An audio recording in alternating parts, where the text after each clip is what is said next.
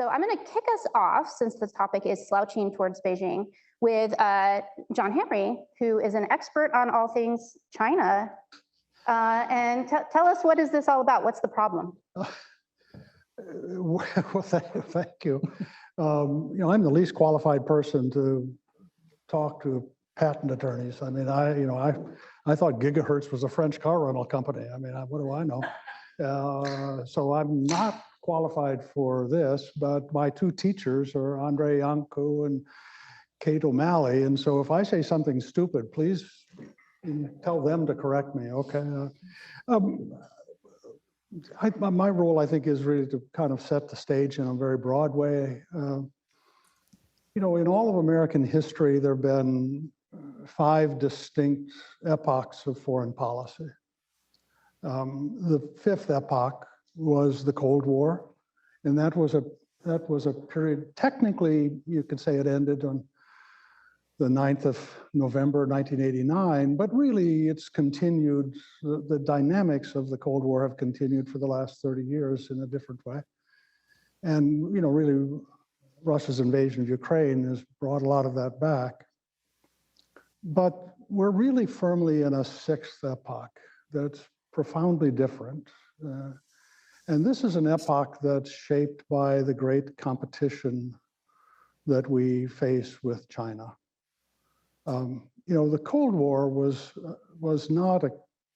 a competition with the Soviet Union, but it was really a military and a diplomatic competition. It wasn't an economic competition. The Soviet Union didn't make anything that people wanted to buy other than oil and gas and gold and guns. But other than that, it was never an economic competitor. China is an enormous and formidable economic competitor. And they have an alternative model for the way they structure their economy. Xi Jinping has really brought back a priority for state-owned enterprises. State-owned enterprises don't have cost of capital. They don't have to make a profit. They can go to the Treasury for credit anytime they need it. The government spies to provide them intellectual property from others. The government has organized the domestic economy in a way to favor their position in a marketplace, at the disadvantage of foreign competitors, especially. This is an astounding competitive advantage when you compare it against a democracy with a free enterprise system. We don't believe it's the role of the government to pick winners and losers. We don't think it's the role of the government to decide the marketplace. That's the private sector. The government's role is to establish predictable rules and to enforce those rules, to have a stable currency, to ensure a predictable and fair method of dispute resolution. I mean, that's, in our system, that's what the government does. But we're up against an incredible competitor. Washington is divided into 2 camps right now. If we're in a great race with China, one camp says, let's try to trip the other guy. He's ahead of us. Let's trip him. Let's anything we can to stop him.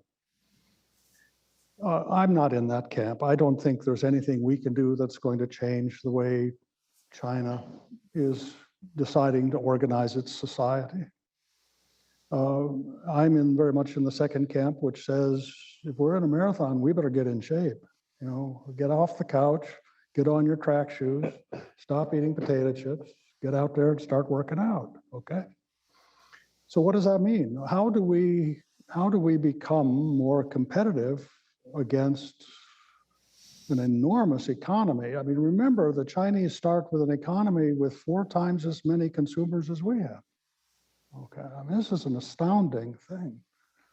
So it strikes me that the only strategy for us is to substantially reinforce and improve the foundations of innovation in our society.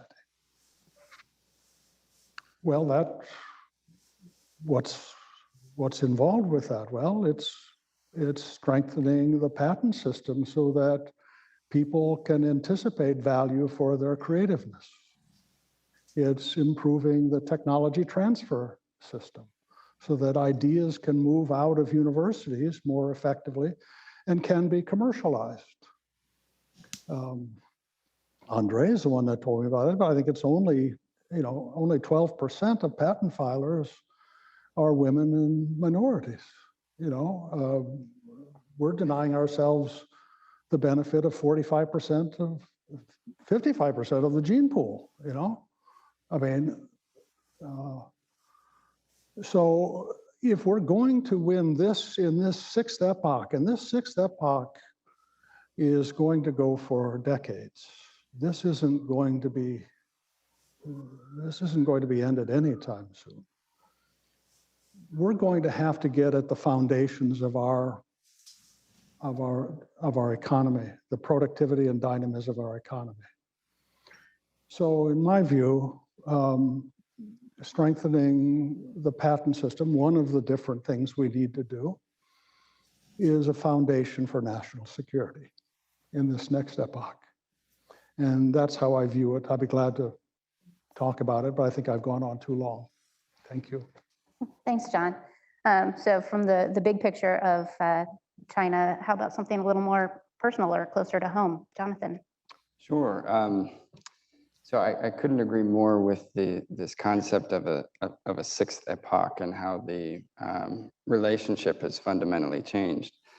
And I was an information warfare officer at the NSA and worked in communications security at the CIA. And then one of the reasons why we founded Centripetal is that really the catalyst behind all of the intellectual property transfer that we saw is the internet.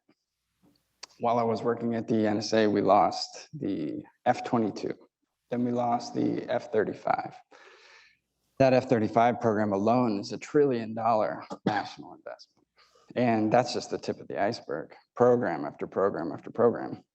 And it's all been enabled to be harvested over this connectivity that we have directly in the form of the internet and the integration of commerce between the two countries. So to the extent that we are going to regain a competitive advantage, we've lost that competitive advantage. I agree, it's going to be on the order of 25 to 30 years to get it back. That competitive advantage is going to come from innovation, which is really the advantage that we have over China, which is that we have free people, they can self-direct, reach their potential, invent, and on the basis of that invention, outcompete. And if we put together the policy steps that allow us to do that, to protect that next generation of innovation, because the current generation is largely gone, then that's the pathway out. Great. So turning a little industry specific, Hans, why don't you talk to us about how you see patent policies in the biopharma space as maybe undermining? Well, yeah, so I was reminded when John said, put on the running shoes, we can, but it's going to be it's not going to be easy to outcompete, powerful economic competitors, but maybe we'll have a way to out-innovate them.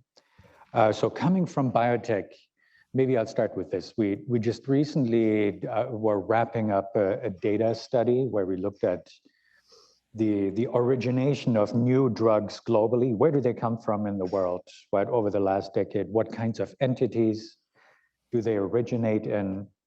So how does that work? And it might teach us something about how different countries and regions have organized their innovation systems, just to look at the output. So we've known for a long time that in the US, at least with respect to biomedical innovation, we've been doing something right? A decade ago, we already knew that the United States originated about half of all drugs in the world, right? And the rest of the world combined originated the other half of all new therapies. that had come to market until around the early 2000s.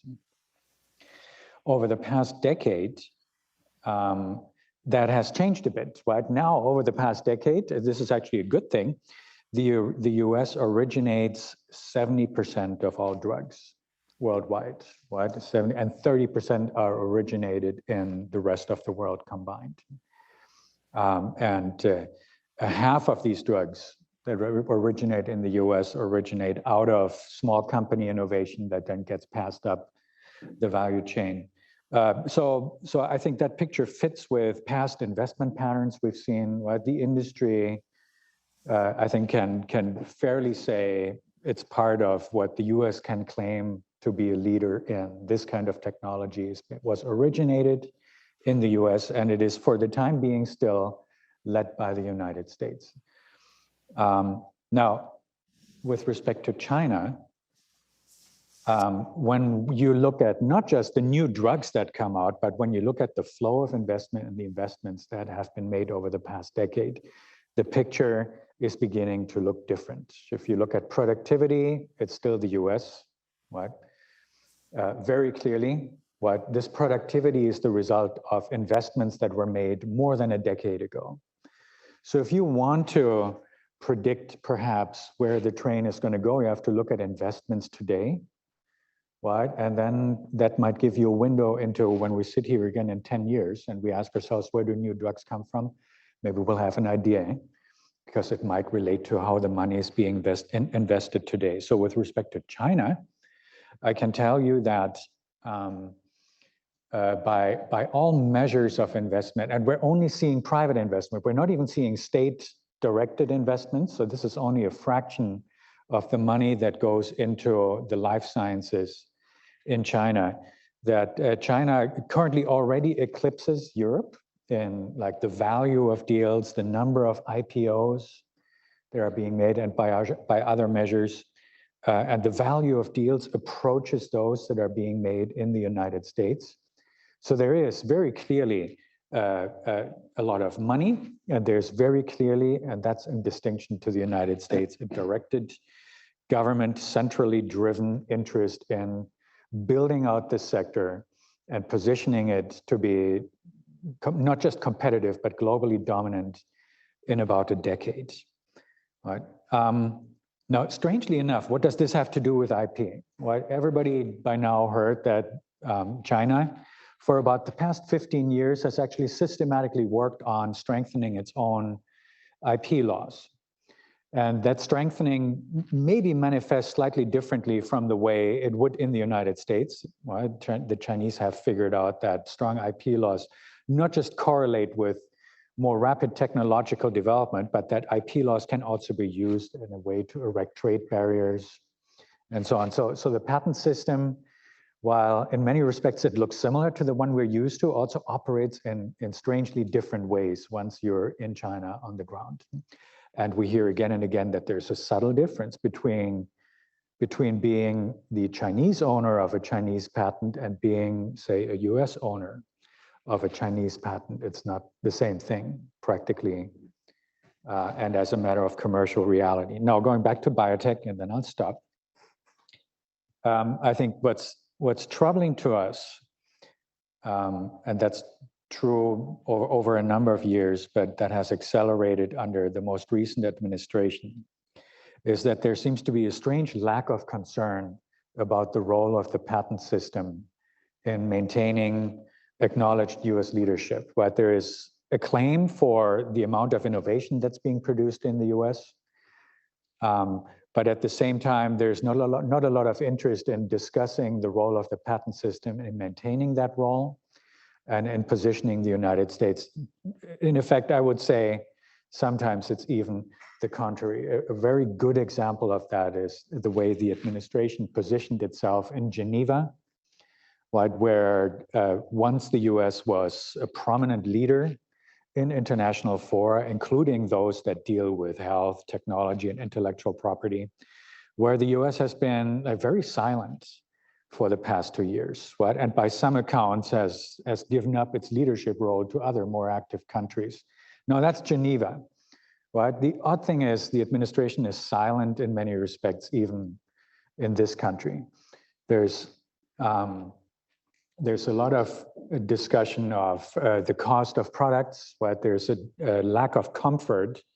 For example, in the COVID context, there's no comfort in discussing the COVID pandemic and the miraculous creation of vaccines, for example, in competitive terms. Right? We don't want to talk about competition when there's a global pandemic going on. But at the same time, there's a very clear willingness to trade off, if you will, IP, for political goodwill, as a cheap way to make asymmetrical trade concessions in Geneva. And the TRIPS waiver for vaccine IP is one such example, right, which ended up being a naked political decision. Right, when 5 weeks ago, the ministers at the WTO met to discuss the decision over the TRIPS waiver, it was already widely acknowledged that there is a vaccine surplus, including in developing countries. There are many countries that are throwing away more COVID vaccines than they're administering. Nowadays, this waiver had no meaningful role in solving the COVID pandemic. What it became was an example of how some administrations are willing to trade away IP rights, if you will, as a cheap chip to gain political goodwill or else. Maybe I will leave it there and we can get back to the TRIPS waiver a little later. The last thing I'd say about the TRIPS waiver is when you look at that decision, right, it is curiously unconcerned with capacity building in the developing world. It is an export instrument that is mainly going to benefit countries that already have vaccine manufacturing capacity. And that's not Ghana or Cote d'Ivoire. Right? We're talking India and we're talking China, first of all. So we have an international instrument that on its face is meant to facilitate exportation for the benefit of exporting countries. And it baffles me that as we talk about the role of biomedical innovation and the role of IP, why we would be willing to give that up in a situation where it's not even going to help with the pandemic. Great, thank you. And Adam, last but not least, do you want to talk to us about the policy maybe in the standard essential patents or other space you pick? Oh, sure. And so, of course, I think that the two sectors that have been the largest sources of value creation and wealth creation in the United States in the past 30 or 40 years, of course, have been the biopharmaceutical sector and then the high-tech sector. And both of these sectors are supported by and have been driven by reliable and effective patent rights that have been the basis for massive multi-billion-dollar investments to be made over many years in foundational technologies that serve as the launching pad. Some people like to say platform, but I like launching pad as the metaphor for all sorts of other economic activity and value creation in completely unforeseen ways.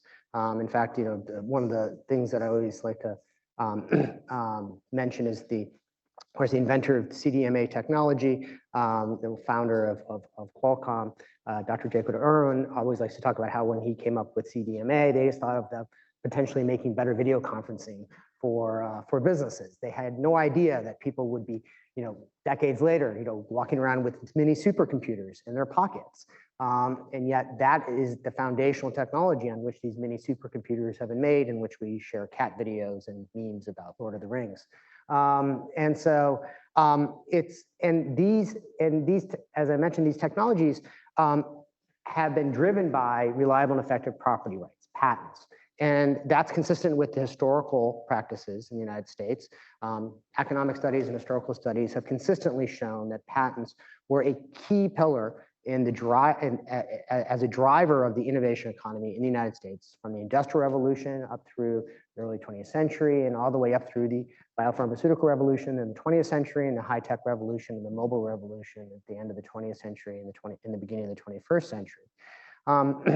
And in this respect, it is therefore very concerning that the United States has now spent the past 15, almost 20 years very consistently and methodically breaking down, weakening, and undermining our patent system. So it's taken this kind of key pillar that has driven vast new, unpredicted, unforeseeable markets in technology and innovation markets more broadly that have made modern life a veritable miracle by any historical standard, and has just utterly decimated the system that has made that possible. It has, and especially done this in the context, if not, as Hans has described very effectively in the biotech space, as well as in the high-tech space. So, and in particular for the foundational technologies that have driven the mobile revolution, what go by the weird acronym of standard essential patents, which makes any person who's not a patent lawyer or patent policy person's eyes glaze over. And so I always prefer just to refer to kind of patents on basic foundational technologies. These, over the past 15 or 20 years, these types of patents and these types of technologies have seen their ability to obtain injunctions for violations of their rights, repeated, consistent, deliberate, willful violations of the type that now goes by the term predatory infringement, denied the ability to obtain injunctions on the Supreme Court eBay's decision, have seen their ability to license severely hampered both by Supreme Court decisions and the Quanta and the Lexmark decisions, and their ability to license as well been severely hampered by excessive, aggressive attacks by antitrust authorities and regulatory actions that have made it very difficult, if next to impossible, to predict and engage in the marketplace with one's property rights and enter into licensing deals. And last but not least, of course, the legislation that we've seen enacted on the Hill, the creation of the PTAB, which has been an incredibly destabilizing force in the patent system as well, and has put a cloud on the title of any valid patent. And almost every successful patent owner has now been dragged before the PTAB because this has proven to be a very effective way to both either coerce people into easy settlements, to depress settlement rates and royalty rates, or win the jackpot, invalidate the patent because of filing a petition at the PTAB. It's a heads I win, tails you lose scenario, because the worst thing that happens for the petitioner is they lose several $1,000s or maybe $30,000. But nothing happens to them negatively. But the worst thing that can happen for patent owner, of course, is the cloud over the title on their property right while they go through this many-year process.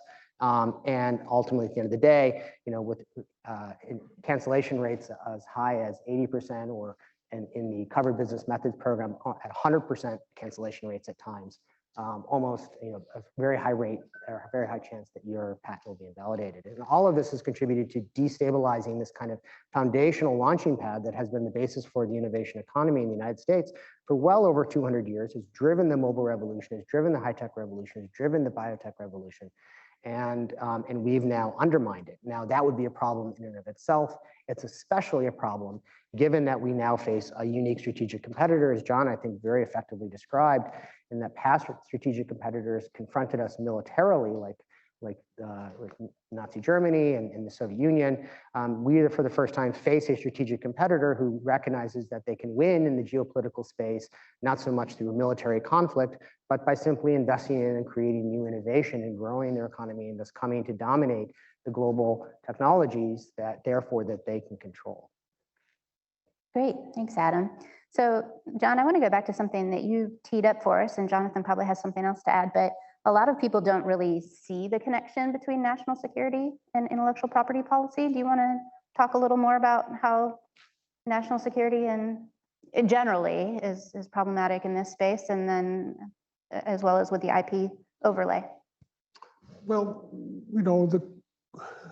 the centerpiece of our grand strategy to win the Cold War rested on promoting innovation and controlling access to what we invented.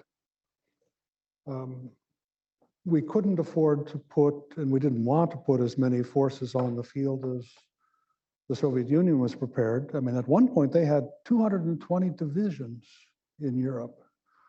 At that time, we only had 26 divisions total. I mean, we weren't prepared to match them that way. So our strategy was to have qualitatively superior capabilities in the fight to compensate for their numerical superiority. For that to work, we had to create institutions that promoted innovation for defense. Things like DARPA, you know, I mean, mRNA goes back to a DARPA project 24 years ago, you know. And we had to control the technologies that we did invent to keep them out of the arms and hands of the bad guys. That's a little bit of a nightmare now, to be candid. So the foundation of our success in the Cold War was directly traces back to Vannevar Bush's formulation of an endless frontier. That was the strategic. Remember, he was the head of R&D during the war. Okay, so he knew how crucial it was, and he created. That was the foundation. What's important, though, in this new era is that it's not primarily a military competition with China. It's a technology competition, an economic competition. So it means that the only thing we worry about can't just be militarily relevant innovation. The foundation, I mean, national security is capital N, capital S versus small n, small s. Small s, that's bombers and tanks and ammunition and trained people. But capital N, national security, it's the strength of your economy, the dynamism of your society, the sense of shared purpose and conviction in your citizens, the sense of legitimacy and trust in our institutions. That's the foundation of national security. And that's really the competition that we're in now. We have to strengthen every one of those things in a competition that's far more challenging than it was against the Soviet Union. The Soviet Union, all we had to do was to contain them. You know, that's not going to be a winning strategy for success against China. So again, I come back. If we're going to be in a great competition, we're going to have to up our game. We have to become a more dynamic and creative economy and society. We have the foundations, but it's being eroded, you know, and there's a lot we can do if we can get our poop in a group here. You know? That's a technical term we use in DoD. That's great. Jonathan, do you have anything to add about that? Yes. So I'm very convinced that the economic power and the health of the American economy plays directly into national security because it's going to define how reliant we are on the Chinese economy or how self-reliant we are in the alternative. And when you think about what the public purpose of intellectual property to start with, it's to take economic power and to put it in the hands of the people with the right demonstrated vision. And if you can do that, then your economy can move fast. You can solve problems. You can have the real spark of innovation with the traction all the way to executing in the marketplace. And as I listened to Professor Mossoff, I was reminded of Bill Murray in Groundhog Day for all the times that we've had to live through serial and repetitive IPR challenges, time after time after time, delaying the moment of quiet title where we as a security company can take capital and flood it into competing on our vision, which is intelligence-based network cybersecurity. It's a pretty important and fundamental thing for the country with a nearly infinite number of knock-on results given the importance of cybersecurity. So if we can't find a way of solidifying the foundation of intellectual property and making it so that businesses can execute, and so that vision is the determinant instead of government policy, then we're going to end up defaulting into the way China runs their economy, which is central planning, resources and ability to operate are distributed from the top. And we're not going to be as good at that as they are. Okay. Well, since you went with the movie reference, Jonathan, I'm going to probably far too obscurely go with a movie reference. With Adam, who said that everybody knows about this predatory infringement. Y'all, Adam, stop trying to make that happen. Predatory infringement is not going to, anyway, Mean Girls, it's okay. Anyway, so apart from predatory infringement, Adam, I wanted to ask you, and you probably mentioned it, but I want to hear more about it. Patent eligibility oftentimes seems to be one of those policies in the patent space that seems to be going both towards national security, but also towards the economy. Do you want to talk more about that? Thank you. And in fact, I didn't mention it, so I appreciate the opportunity to do an addendum to the many ways in which our patent system has been eroded. It's gotten so bad that you're trying to identify and list off all the ways you sometimes forget one. There's that many of them now. And of course, one of them is the perennial topic of the past 10 or 15 years, the rise of patent eligibility doctrine and through the result of 4 Supreme Court decisions between 2009 and 2014, which I sometimes refer to as the 4 horsemen of the innovation apocalypse, that created this test known as the Alice Mayo inquiry. We all know quite well that has incredibly destabilized the ability of innovators to rely on the patent system as a basis by which they can both make investments and thus obtain a property right to secure those investments in the same way that anyone else makes investments, whether it's a farmer or a real estate developer or an industrialist, makes investments over the period of time and relies on their property rights to secure the fruits of their labors. But then does more even than that if it's a property right, and that they can go into the market with it and contract with it, collateralize it, enter into agreements, create new corporate structures, purchase smaller companies, or enter into licensing agreements to take advantage of division of labor and economy and inefficiencies and economies of scale to grow an innovation economy. Today now, in addition to the PTAB, inability to obtain injunctions, and the antitrust attacks and the weakening of the ability to license, you also have this inability to inability or lack of predictability of obtaining patents in the first place. And then even if you've obtained them, easy invalidation by the courts through this kind of willy-nilly application of this Alice Mayo inquiry, which provides for little predictability other than the predictability that your patent will probably be invalidated when it's applied to it. And the 2 primary areas where the Alice Mayo inquiry has been principally applied to have been biotech and high tech. Again, the 2 key sectors of the modern US economy that have relied on the patent system historically have had the rug pulled out from underneath them in the past 10 or 15 years. And again, as Hans mentioned, and as John has mentioned, China has seen this and they've done the exact opposite. They have built a patent system that provides for reliable and effective protections, regardless of whether a judge could say that it's an abstract idea or a law of nature. You can license there, you can obtain remedies there,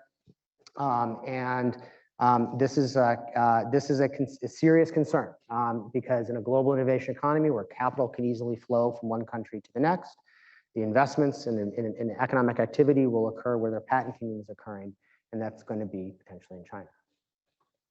Great. And Hans, I know you could talk about the COVID waiver all day, but I'm going to ask you a different question. But if you don't want to answer it, you can just talk about the COVID waiver. That's fine too. So what do you have thoughts about the 1498 and Martian rights and how that is possibly undermining America's innovation policy? Oh, yes, I have thoughts on that too. Well, let me segue into this. Right, I'll start where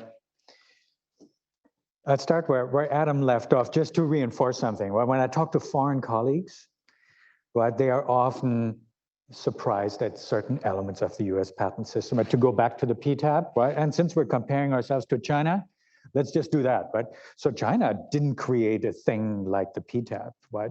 China has an administrative forum where you can go and seek an opinion on the validity of patents. But China, just like no other country, China didn't create a system where you have 2 fora, courts, and then an administrative tribunal where the same patent can in principle be adjudicated at the same time under different standards, where the two fora might reach different outcomes, right? And both are right because they operate by different standards. That's very odd, right? And even in traditionally patent skeptical societies, when you talk to judges or administrative lawyers, they say that's an extreme anomaly. Why on earth did you do that? Nobody else did that.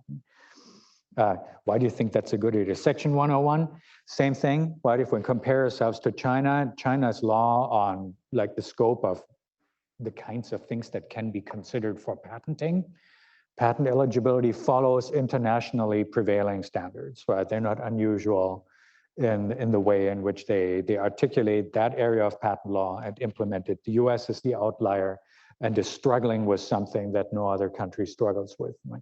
And maybe it's no coincidence that that happened in certain segments of high technology and biotech, right? These are very, very active, very closely watched, very important areas. And I don't know how that happened, but there are many policymakers, right, and judges who somehow allowed themselves to be convinced that perhaps innovation can be better stimulated through an absence of intellectual property, right? Because after all, patents are instruments that prohibit people from engaging in manufacturing new products or engaging ostensibly in science or whatever it might be. So maybe, right, in a different kind of economic system that we could imagine, we'd be better off if there were fewer patent rights. And some of these things manifest themselves in genuine policy proposals to say, for example, if we want more pharmaceutical innovation, maybe we would be better off with fewer pharmaceutical patent rights. And certainly these products would be cheaper for people to afford, right? So not only can we have all the innovation we want, we can also have a Walmart economy where all that innovation is almost cost-free, right? And how that comes together, I don't know, but it manifests itself. Section 1498 is an example of this, right? There are serious proposals supported by, significant proportions of members of Congress and others who participate in the policy space, who basically say, well, maybe we would be better off if it's true that pharmaceutical patent rights create all these problems and increased costs and they suppress innovation or whatever else they ostensibly do. Maybe we can just march in, or not just march in, right? Do a form of eminent domain, because after all, if we want to develop this country and build railroads, we have the power of eminent domain. Why can't we do the same thing for pharmaceuticals? We can just go and take their patents, license them to cheaper competitors, and then these products will be cheaper, right? And that, it goes all the way out to the same members of Congress saying, maybe we should have like government-owned and operated pharmaceutical facilities that make these products more cheaply, right? And free of interference by patent rights. And this is, I'm not even making this up, right? This isn't Russia. These are our own modern, well-informed, intelligent, educated members of Congress who have access to all the information we need. So what can I say, right? We can argue about the scope and applicability of these laws, whether it's the Bayh-Dole Act, which is one instrument for doing what I described, or Section 1498, which is a form of eminent domain statute. I don't think we're going to find the answer on this panel, but flagging it for your attention, right? That this is being genuinely discussed in ways that it's never been discussed before in the United States. That is something to keep an eye on, especially as it's playing out against great anxiety about economic competitiveness and being out-innovated by other countries. Okay, well, I could ask questions of my esteemed panelists all day, but if there are questions in the audience, if you would raise your hand, there's a microphone. And if no one has questions, they're going to be subject to mine. Brian has a question.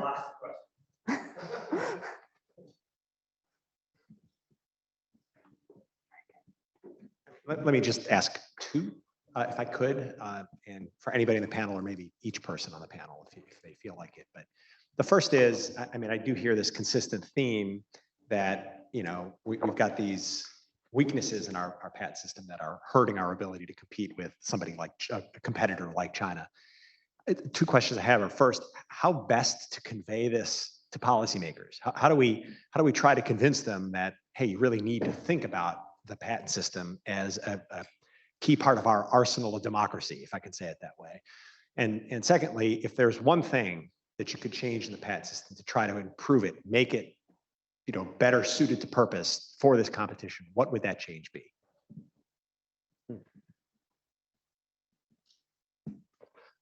Well, while you guys are thinking, I will just tell you, Brian stole one of my good questions, but that's okay. Anyone want to volunteer to go first? Adam? All right, well, I'll take a first crack, and then the other three can spend their time correcting anything that I may mistake. So I guess one of the ways that maybe you can convey it is maybe with some historical perspective, right? I mean, the Industrial Revolution didn't start in the United States, but it certainly ended up in the United States, right? It started in England. The pharmaceutical revolution didn't start in the United States; it started in Germany, Hans. but where does it quickly shift to? It shifts to the United States. And why was that? Why did the Industrial Revolution occur in the United States? Why don't we no longer think of Britain as the source of the Industrial Revolution? Why do we think of biopharmaceutical revolution as occurring in the United States? We no longer think of Germany as the source of this in the 19th century. And it's, again, it was our patent system. And that England and Germany at that time were much more top-down, command authoritarian type systems. Bismarck in Germany, and in England with the crown, with these grants from the crown engaging in kind of industrial policy.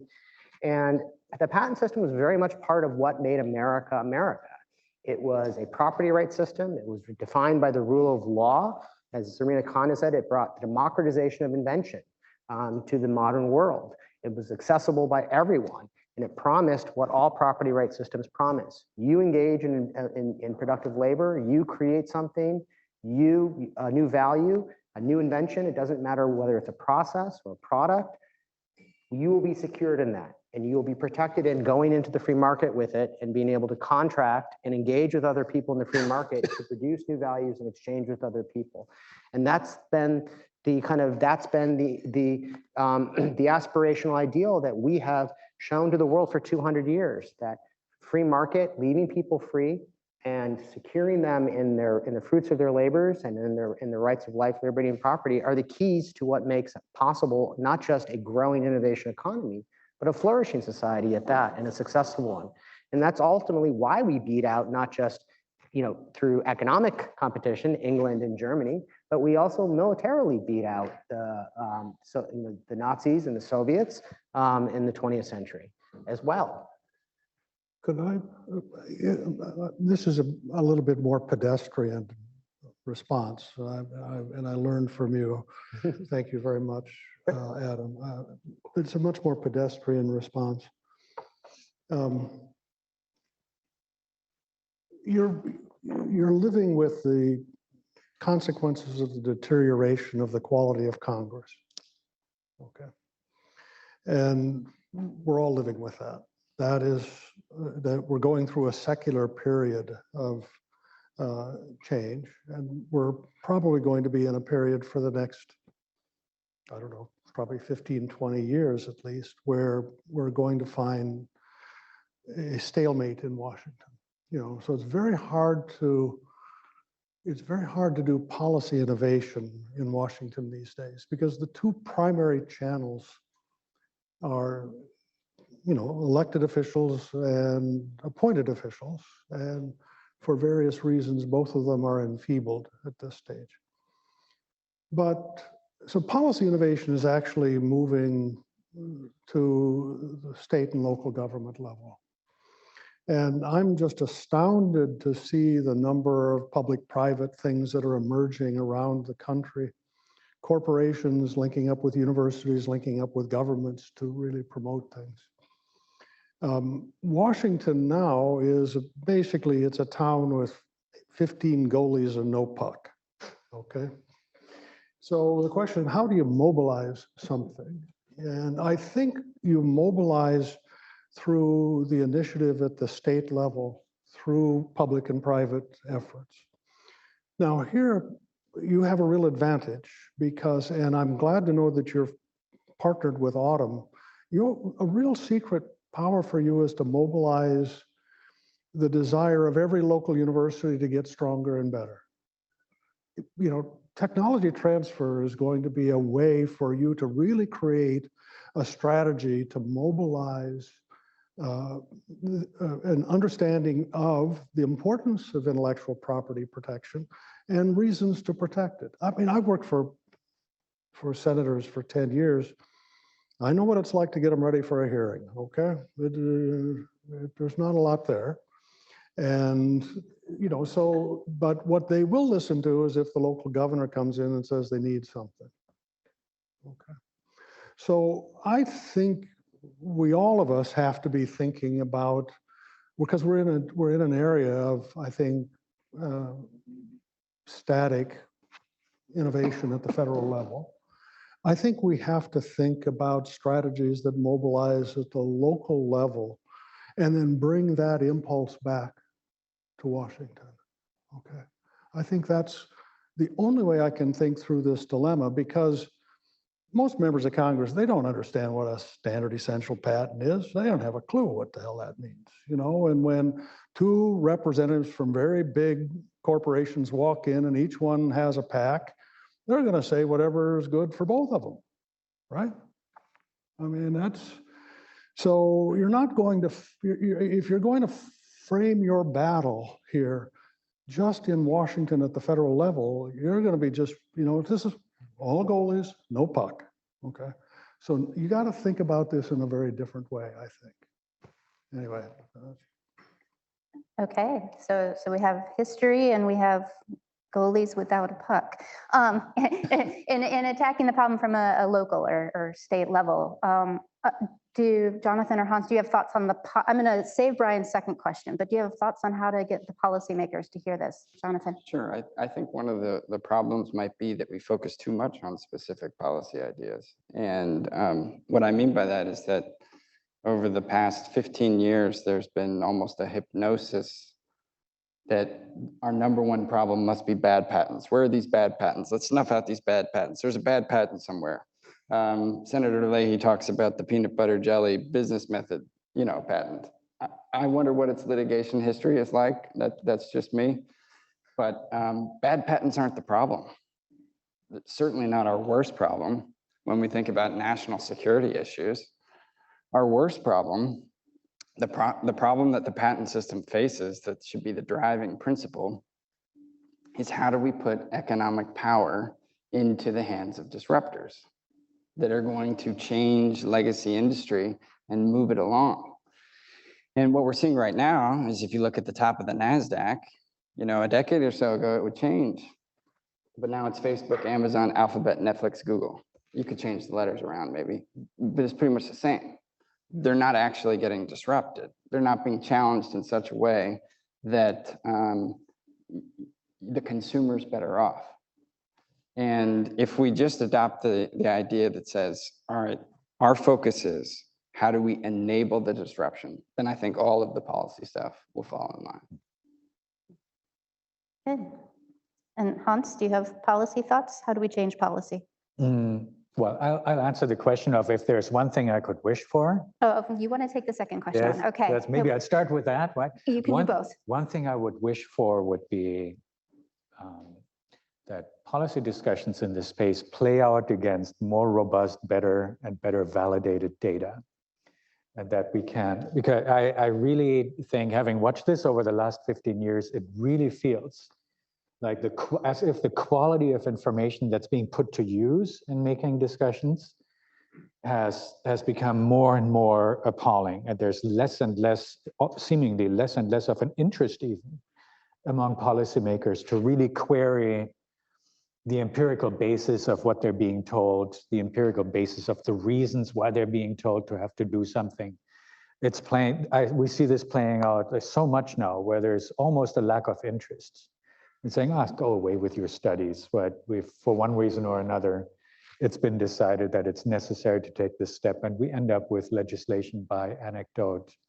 Just to give you one example, what Congress is talking about the needs for the Patent Office and the Food and Drug Administration to really, really collaborate and share information, because there is a widespread, I guess, sense that pharmaceutical companies routinely tell the Food and Drug Administration one thing, and then when they apply for patents in the patent office, they tell the patent office another thing. Right? And that can't be, and clearly we must put an end to these practices, and hence we need legislation. This is just one example. It's a bill that's being marked up tomorrow, I think, right, for real. Right? And if the problem were real, we would probably have heard about it during the past 20 years, but I don't think it matters, right? We're doing legislation, and we're, like in so many ways in which we do policy, I think we depend on robust, actionable, and true information.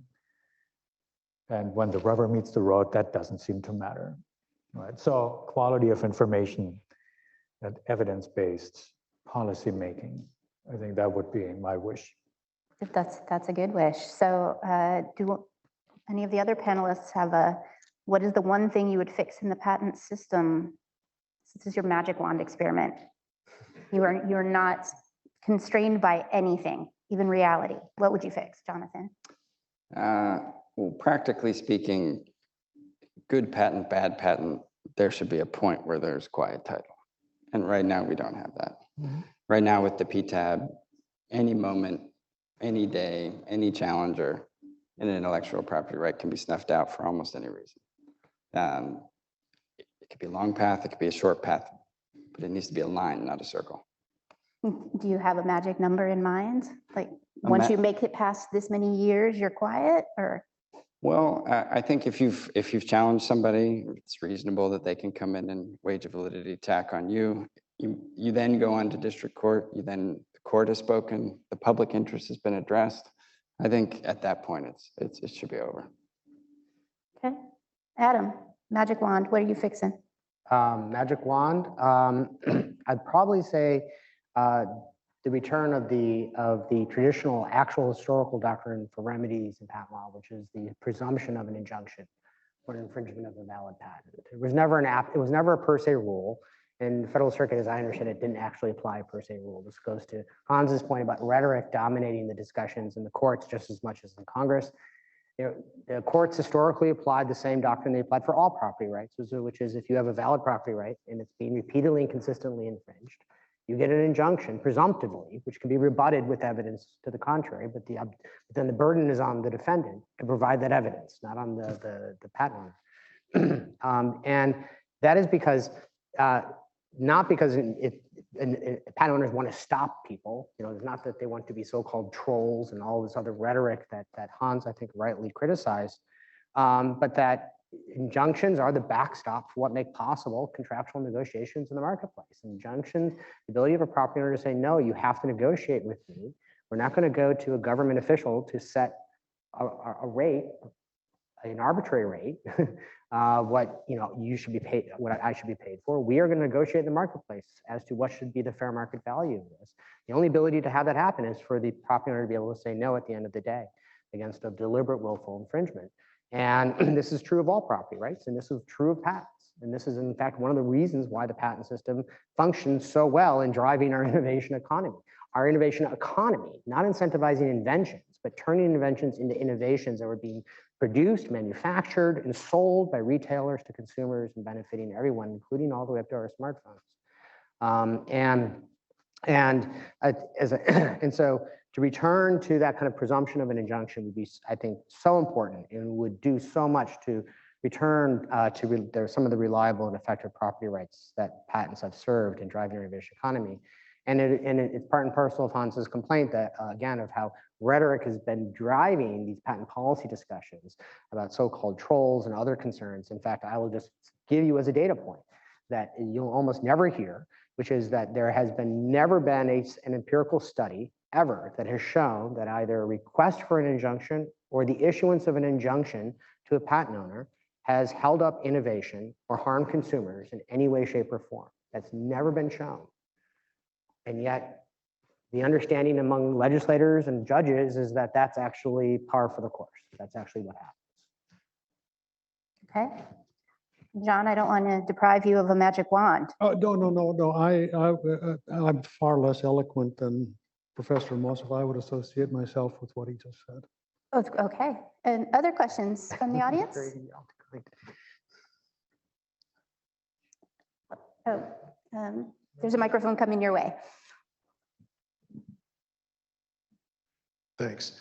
I don't want to look at history through too rosy a colored glass, but it seems to me that from Eli Whitney to, I don't know who in the 1950s or 60s, American people understood the importance of the patent system. They respected the importance of the patent system.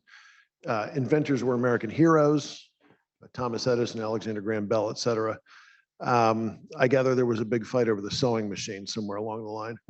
But it does seem like there was a moment 2 decades ago, or maybe more recently, when people just sort of lost faith in the patent system, or people's minds changed. Something happened. Was this just well-heeled interests effectively lobbying people, or what happened 15 years ago or 20 years ago? Big picture. Anyone like to take first crack? Well, so patents have always been controversial. I mean, so there have always been tremendous national policy debates over the patent system, even at the time of the sewing machine war, but even after. But there was a difference. There was something that changed about 20 years ago, and I can be corrected on this if I don't claim any special insight on this. But I think there were 3 things that kind of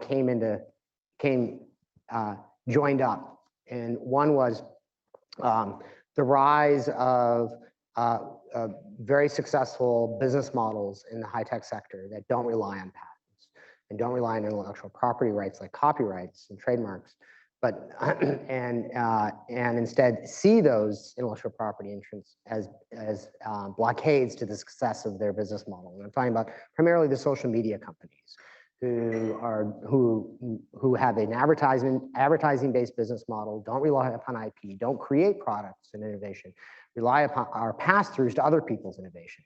And so they see this right to exclude and these property rights as blockades to the success of their business models. They became very wealthy as part of the explosion in the high-tech sector in the past 20 or 30 years. And they then deployed their perspective of IP in two significant ways. One is that they started funding a lot of academics who also tend to be very skeptical of IP, as academics are skeptical of property rights and contract rights in the market more generally. And so these academics started publishing papers. And 3, those companies started funding policy organizations, which took all of those academics' papers and started pushing them in the policy debates. And this is how the term like patent troll and patent holdup and thicket and all of these terms came to be popularized. I mean, it's weird that you can go anywhere and you can ask someone, do you know what a patent troll is? And almost everyone says, oh yeah, that's the person who has a patent. They're holding up innovation. It's like your average person on the street knows more about patent trolls than they do about any other area of our legal system, probably. And that's because probably hundreds of millions of dollars, at this point, over 20 years, if not billions now, in lobbying money, in funding of policy organizations, funding of academic centers, has kind of led to this a well-heeled, very kind of concerted PR effort and legal lobbying campaign for Congress and strategic litigation campaign and lobbying of regulatory officials and antitrust offices to weaken the IP system. And so, for instance, for those who know copyright a little bit in the creative industries, they complain about the social media companies and big tech or FANG just as much as patent owners complain about them for all the similar reasons that they know that their rights have been very deliberately and strategically undermined and weakened. And both at the Supreme Court through strategic litigation campaigns, Google v. Oracle is a good example of that last year, as well as in Congress and as well as before antitrust officials. So. I think that's just kind of my perspective on it, but I don't have any special magic ball on this, like Sauron has. Some of you may have walked past billboards just today. Yeah. Patents kill. You may have seen them, right? Or the other one says, free the vaccine, patents kill. So yes, it's no coincidence. I'm just so glad that Professor Mossoff answered that question. I couldn't have got that answer otherwise. I think it's exactly right. The social media companies harvest content, they don't create it. and ownership was directly antithetical to their business model, so they took it on. And it also started appearing in national media. You know, when the Washington Post starts talking about trolls, that changes the way people think about things. It's not just, you know, something we do under the cover of IP law anymore. So that I've looked into before, like when those words started appearing in the national media, and it's fascinating to think about why it became part of the collective nightmare. So we have about 4 minutes left, which is either time for one question or. I've got one question from the online Oh, please. Thanks. audience. And probably going to be for you, Hans. It says, it's a question about the principal cost requiring recruitment for clinical trials for pharmaceuticals. Why not have the government pay for those trials to reduce prices by shifting the burden to the taxpayers? With focusing on clinically effective products, similar to shifting prices to insurance payers. Would that be more efficient?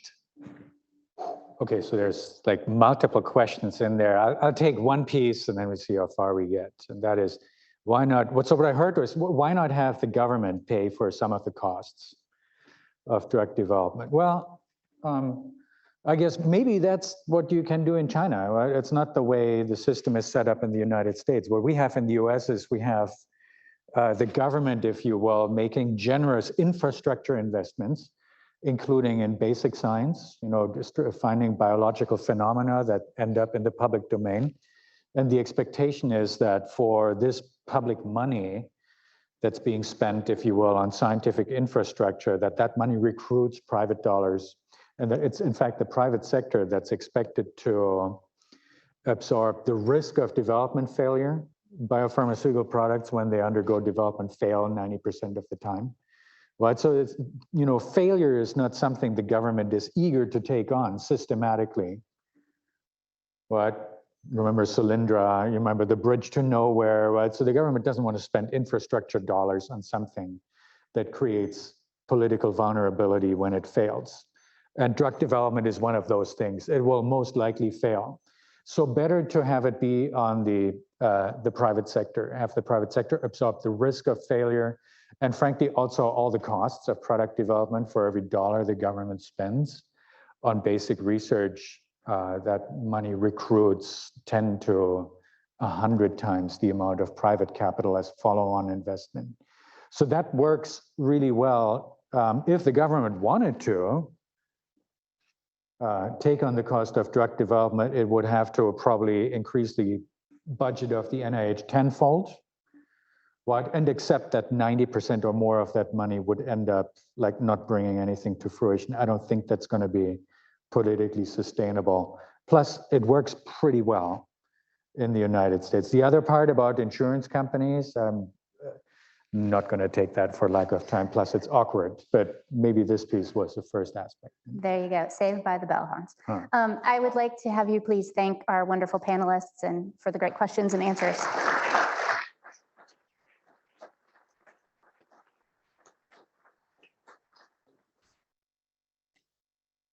Thank you, Kristen. Okay, while we await Director Vidal and former Director Iancu, I just wanted to introduce Director Iancu. Actually, you can all, because I think we're going to rearrange the chairs a little bit.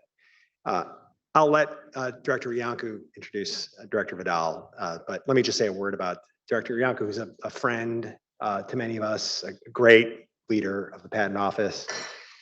And let me just say, I won't talk about all of his many achievements when he was USPTO director, but I will say one of the things that I personally just really appreciated and so loved about him is that every speech he would give, he would start with a story, and he would tell a story about an invention and a patent holder and why that patent was important to that inventor. And I just thought that it humanized the patent system in a way and just made it so much more interesting and more relevant and topical. So Andre, I was just singing your praises about how you told every speech you gave, you'd always start with a story about a patent owner and an invention, and how much I appreciated that. So I'm delighted that you're here. Thank you very much. I think we have to get mic'd up here, so maybe I can filibuster for a minute. I particularly appreciated the last panel too, and the focus on our competition with China.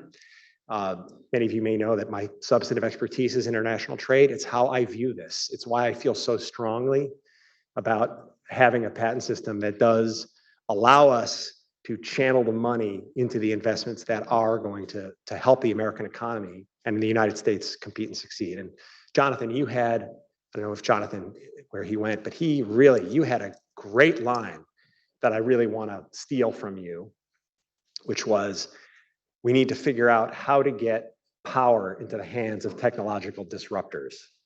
So maybe we should have bumper stickers made with that.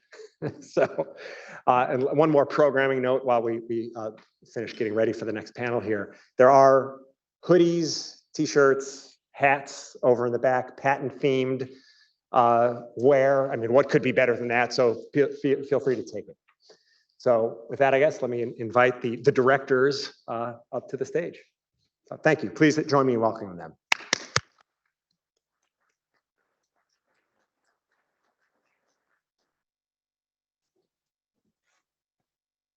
All right, thank you, Brian. So good to be back with all of you after a couple of years of absence due to the pandemic. And so great to be with you, Director Vidal, welcome. Thank you.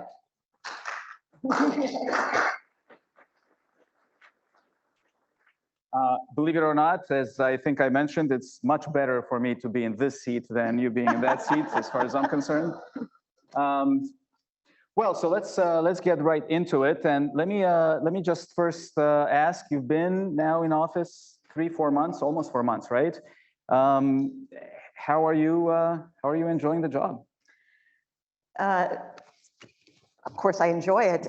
There's just so much to get done, and as you know, the team is phenomenal at the USPTO, and we are working on so many different initiatives, and you've seen some of it, but there's many other things going on behind the scenes, and just it's a great opportunity to try and make positive impact. So you waited, I think, 6-8 months for it to be confirmed, like most of us. So you had some time to think about the job. How does it compare to what you expected, and how does it compare to your prior experience of being a litigator in private practice for all those years?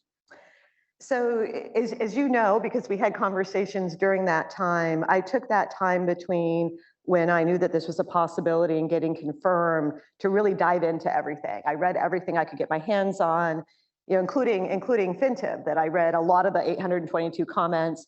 And so I talked to a lot of the prior directors on what were you able to push across the finish line, what were you not able to, you think still makes sense. And so by the time I actually got into the position, it just felt like it was just the next day of work. So, yeah. And how does it compare to being a litigator? That's or a managing partner, because I think you also managed at least your practice or an office. Well, it's the difference is that the agenda is the country's agenda and not a particular party, which I enjoy very much. That every day I get to wake up and think about what is best for the country and get to hear everybody out on what is best for the country, as opposed to being told what the answer is and then triangulating backwards to make sure that I'm supporting my client's position. So I enjoy that part of it very much. But no billable hours. Do you miss that? I would love to say I'm never going to go back to the billable hour, but who knows what's in the future. But it is great to spend the amount of time that a project needs without having to think about, is it too much time? Is it not enough time? All of that. So that's very liberating in my view.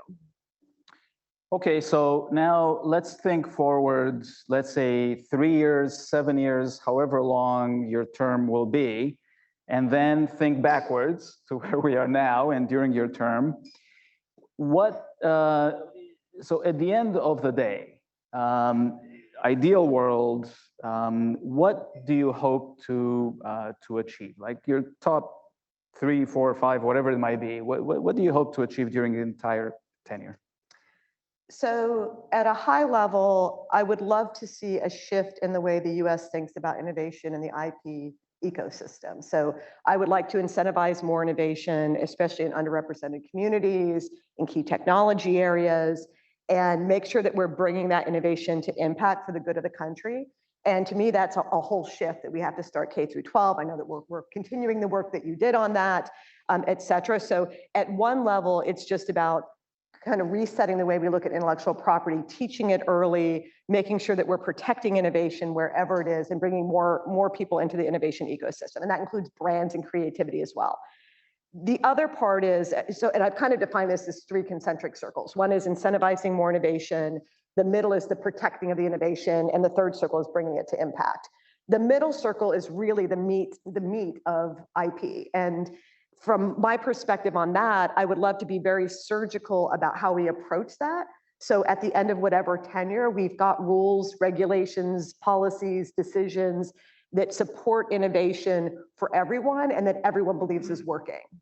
I mean, one of the challenges on that front, one of the challenges I discovered was that a lot of people in Washington generally agree that we want to incentivize innovation and we want to have more innovation. I think it's going to be tough to go on Capitol Hill or in the White House and ask any member and they say, oh, I want less innovation, right? But I found it challenging in the sense that not everybody agrees that intellectual property plays a key role in incentivizing or sustaining, growing that innovation economy. Maybe you can talk a bit about that. Do you find the similar type of an issue? And if so, what can you do? What are you doing to try to push back against or try to educate about the connection between these two? So part of what I try and do is make sure that we're using data just on the relationship between intellectual property and GDP and how that's going to improve economic prosperity. So definitely use those statistics over and over again, including how GDP helps small to medium-sized enterprises, encourages funding, et cetera. So that's been really important. And I will say that I don't get a lot of pushback on the value of IP. I think where the struggle is where should the IP rights end and the follow-on innovation begin? And I think that's the point where there's a lot of discussion. Yeah, in other words, a lot of folks think that innovation just happens or that follow-on innovation just happens. And then some clever folks get IP after the fact so that they pull the ladder behind them so others can't invent behind them. And I don't know that it's a constant, and the PTO does a lot of this, and a constant education, right, on that front. No, I think that's right. And I will say, I haven't had any discussions where people didn't value IP generally. It's just a matter of, are we issuing robust and reliable patents? Are we making sure that when we issue patents, they're for real technological innovation? And then, are we making sure that we're not somehow extending, the monopoly beyond what is necessary to incentivize the innovation, to encourage the investment, and then to provide a return on investment? And so that I think is where the real discussion is. So there hasn't been much discussion that I've heard about patents not being valuable, other than by certain industry groups that believe that that's to their benefit, and that's their right to take a binary position on this. But I'm not working at either end of the binary spectrum. I'm trying to figure out, how do we create robust and reliable IP rights that everybody can rely upon? They can build businesses on that. They can take confidence in that. They can invest in it. And then at some point, we need to make sure that that's where it ends and that we allow for the follow-on innovation.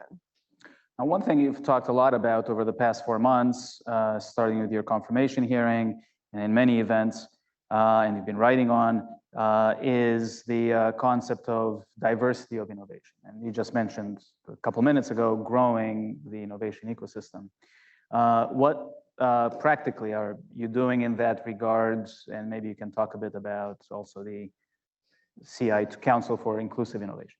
So I appreciate that. And I realize you started CI Squared, although it's been rebranded, but it's a fantastic initiative. And I had to focus initially on some of the things like the PTAB and some other things. So now I'm turning more to the CI Squared. You'll see a release this week on some of the CI Squared initiatives. And I will say one of the things that I tried to attack right off the bat is expanding pro bono. And the statistics show that if you expand pro bono, you do start reaching people where they are. So the statistics for women inventorship is 12.5 to 13%, as you know, of inventors on US patents are women. When we get out there and reach people where they are, the statistics are dramatically different. So in our pro bono program, and I'm not talking about the schools, I'm talking about the 21 regions across the United States, 41% of the participants identify as women. So 13 versus 41, 30% identify as African American, 14 Hispanic, 5.6 Asian American, and 1.5 Native American. So that shows that there is innovation everywhere. And if we can get out there and teach people how to protect it, then they can build on that and they can bring that innovation to impact. So that's one of the initiatives. We're about to release an internship program with 50 paid interns. I believe that's going out this week. We've got our head of comms over here, Kara, who knows the whole timeline of all of our releases, but that's going out this week. We're doing a micro entity first inventor program for expedited examination. And we're going to provide additional support, because one thing we find, and there's been studies by Andy Toole and others on this, is even if we bring people to the table and they patent, when they get that first letter that's called a rejection, a lot of people stop. They see it as a stop sign. So we're working on trying to create extra collateral around that. So maybe when you get a filing receipt, it's not just a filing receipt, a government document, there's a cover letter that explains what's next, what's the process, where are videos you can go and look at to figure out the entire process. When you get the rejection, it invites a dialogue. It lets you know that this is not a stop sign, it's an invitation to engage with the examiner and determine what is patentable and what you've brought to the table. So we've got a lot of different initiatives going on. We're gonna be rolling them out, and then we're working on a national strategy as well. So that will encompass some of these initiatives and more. Yeah, love some of those things that you just said. Really love all of them. On the letter to encourage people to read and potentially respond to an Alphys action, I remember visiting an office, a smaller IP office, might have been Singapore, I don't recall exactly, but I recall that they send rejection letters that have a QR code. And the inventor that gets it immediately, you don't have to go to a lawyer with line like that. You just click on the QR code and gives you the explanation. And let me just add on that. So we are using QR codes all over the place now. So we now have little cards that we can give to inventors that have a QR code that brings them right to an inclusive innovation webpage that teaches them all about IP, how to identify the IP, how to connect up with pro bono lawyers, the value of IP, et cetera. Well, that's great. Let me just mention quickly, you mentioned the pro bono and pro bono programs. I know PTO has a lot of them. This actually happens rarely in Washington, D.C. In this one room with the people that we have here, we have 3 directors. Well, 1 current director and 2 former directors. Director Kapos is there as well. And I give him a lot of credit, or all the credit, for founding the pro bono program that's continued over time. And I think it just keeps growing. Right? Yes, and he's advising on the go forward plan as well. So thank you for that. Okay. So let's get into some substance. And let's start with an easy issue that hasn't been around for all that long. Let's call it Section 101. Which is kind of timely that, because you probably knew that we have this event today. So yesterday you put out a blog. It was just for you. Thank you.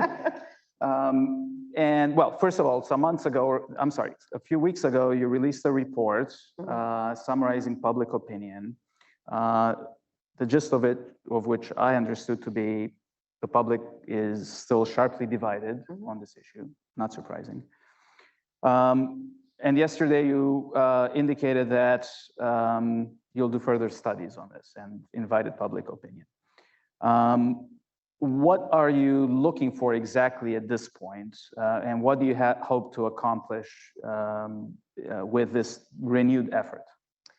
So a few things. As you know, there's multiple ways in which we engage on 101. So certainly we'll continue to work with the SO's office when it comes to anything that percolates to the Supreme Court. So I have not given up hope, but I'm not relying on that. So I think we need to attack every issue from every perspective. So we're continuing to work on that.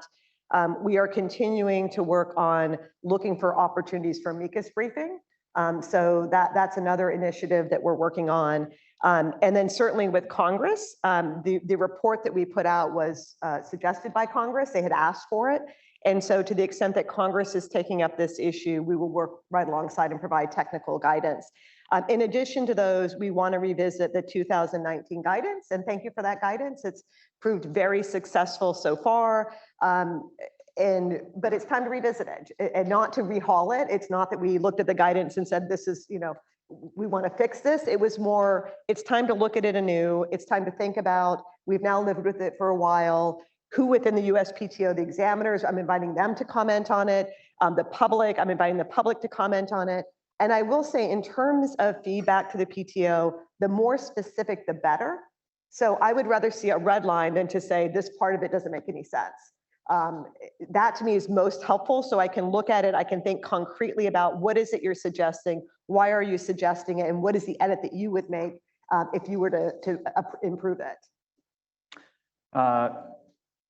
I wonder who the person is going to be to integrate all the various line edits at the PTO. That will be a fun job. It will be a team, but I will be part of that. So I will be looking at every single edit. So the Supreme Court just recently denied cert in American Axle, yet again, refusing to look at the issue. Do you think, and obviously the Federal Circuit has said multiple times, various judges have said multiple times that it would be good for the Supreme Court to look at it. Is there more to do in the courts? I know you mentioned the amicus briefs, but do you think it is still worthwhile to press it in that branch of government? I think it's such an important critical issue in terms of incentivizing and protecting innovation in this country that we have to press it on every front. And nobody can read the tea leaves. Nobody knows why the US Supreme Court didn't take it up. The makeup of the court is different now. So, in my view, it's important to press it everywhere, and we certainly have the resources to do that, and we will do that. Do you think the Federal Circuit could do something to fix it themselves, assuming the Supreme Court stays the way it is? They're not going to opine on it again. Can the Federal Circuit do something? The judges would have to not be divided on it. I think that's a concern, is that judges have different ideas on 101 and interpreting the Supreme Court jurisprudence. So certainly they could, if they decided that there was one interpretation that they all coalesced around, they could certainly do that. But we're not seeing that in some of the opinions from the Federal Circuit. So they might, and of course, we're happy to play a role with amicus and suggestions and give them the opportunity if they choose to do that. Now, you also mentioned Congress. I know that there have been legislative efforts for a few years now. There was a huge effort in the summer of 2019, I believe. Then we haven't heard much on the outside from them in a while, although I think some folks are working on it. Do you or does the administration support congressional action on Section 101? Yes. And do you have thoughts on what that should look like? In an ideal world, if Congress were to legislate, broad outline of theoretically what it could look like? So there's nothing in the works that I've looked at where I have a concrete opinion on where it should go. I think it's a complicated issue. And I've heard, first of all, I do think we have to solve for directed to. So whatever the solution is, we need to understand what it means for a claim to be directed to an eligible subject matter. To me, so anything that we do has to address that. And beyond that, I can't, it depends upon the proposal. I'm happy to give concrete thoughts once I see a proposal, but we need to decide, we need to somehow solve for, is it really directed to, or is that just part of the claim? I know the guidance addresses that to some extent. Is it just a claim that uses a natural phenomenon, or is it a claim that's actually directed to the natural phenomenon? And right now, there's no bright line anywhere on what that means. Some folks proposed eliminating exclusions, the judicially created exclusions, right? Other folks have proposed codifying the exclusions, the main ones, right? Mental steps, natural phenomena, and so on. And so the other side has said, okay, let's codify the exclusions and not allow any further exclusions. Again, by the way, I feel liberated because I can ask anything. You You don't can have ask to answer anything. any of the questions. You can ask anything you want. Just because I'm asking, okay. Do you have any thoughts about if there were to be a statute, do you think it would be wise to codify exclusions and then say, okay, courts, these are the exclusions, you shall not make any further exclusions? And to some extent, that's what that's what the Europeans have done, right? They have a list of exclusions. So that is an approach. So let me just ask you that, and then I'll come back to the first part. So I don't have a specific answer on that. I do believe it can't be a sliding scale. So whatever we look at in terms of whether we codify or what the end solution is, it really has to be clear. And in terms of the exclusions, I have to look at how that was worded because there's in the interpretation of the exclusion. So it really comes down to the meat of what a particular bill would look like. What I would want to solve for is, does it incentivize innovation in this, across subject matter areas? Is it clear enough so that it can be understandable by examiners, by the courts, and consistently applied? So, and that's really going to come down to the wording. How are they wording the exclusions? Is there definitions around the exclusions, et cetera? Yeah. Okay, we can talk about 101 forever, but we have other issues. But bottom line is, I found the PTO folks to be a wealth of knowledge in this area, and hopefully the PTO stays involved with Congress if they go that way. Yes, and we're definitely involved. And I've dealt with 101 for years and thought about it in so many different ways. And I look forward to seeing a proposal out there so we can actually start rolling up our sleeves and providing comments on it. All right, great. All right, changing subjects and going to standard essential patents. There was a lot of brouhaha before you came on, before you were sworn in, about the government's, the administration's policy position on this. Obviously, there was a 2013 statement issued during Director Kappus's time. There was a 2019 statement issued during my time. Then in December of 21, there was a draft put out by DOJ, PTO, and NIST. And then comments were sought, and lots of comments were put in. And then you were sworn in, and Director Locascio at NIST was sworn in. And shortly thereafter, the administration withdrew the December proposal. So I don't know if there was a correlation between those events, but those are the facts. Yes. So how should stakeholders interpret the development of having no statement now? So first of all, the no statement is not a statement. So there's been a lot of stuff out in the press about how the US is no longer leading because we don't have a policy statement. That is not true. Director Locascio and I work together continually on standard essential patent issues, standards issues. It's very important to me that the US be leading in that area. And I think it's very important to the country that we be leading in that area. And I want to engage with people on how do we lead. We don't lead by, so the statements could have been useful, but as we know, the 2013 statement was misused by China against US companies. That is not the US leading. And I know the 2019 statement was meant to clarify the 2013 statement, but again, people used it for their own benefit and it's had unintended consequences. So instead of thinking about, could we come up with, first of all, we started with the 2021 statement, so that was kind of handed to us when we were all confirmed. Instead of trying to figure out how do we tweak that so that people can't misuse it, it made more sense just to not have a statement and to make that be the statement, that we're not going to provide an interpretation of the law. The law is the law. It's eBay and that's the Federal Circuit's Apple decision. Like that's the law on injunctions. And so that's why we withdrew it, it was being misused. There was no wording of a statement that could have solved for that. You tried that, people misused that, and people misinterpreted it. Some people saw it as you did, as clarifying 2013. Some people saw it as, oh, now it's a complete change of posture. So I just want to be clear. It's not a a remark that we don't care about standard essential patents, that we don't know that they're critical, that we don't need to find efficient ways to deal with the licensing of standard essential patents. In fact, as you know, we just signed on to, we were the first country to sign on to the WIPO agreement to look into and explore arbitration around standard essential patents. Is that the be all end all? No, but like 101, we need to figure out everywhere we can connect on this to see if we can solve for it. Great. So is it a case, do you think there will be further action on policies surrounding standard essential patents from the administration, or is this basically the end of that particular issue?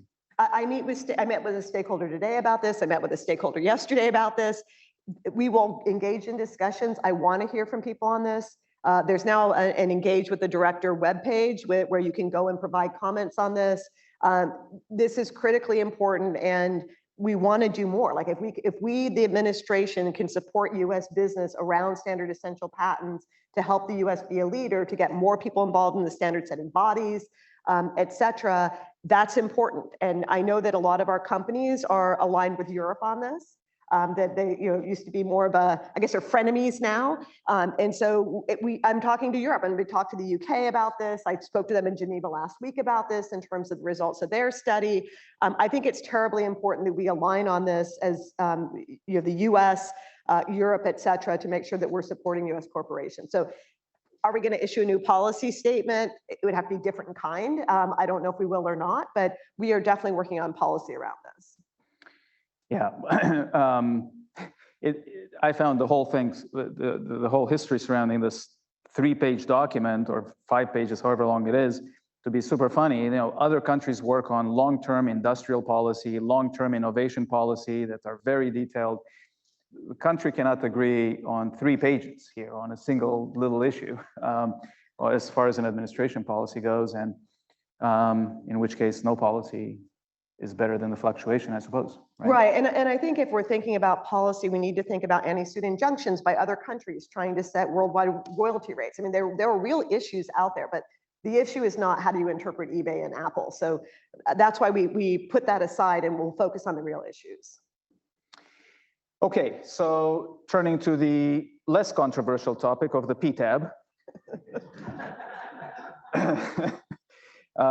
This is why Congress is not focused on 101 right now. They've got other things, other things on their minds. Apparently.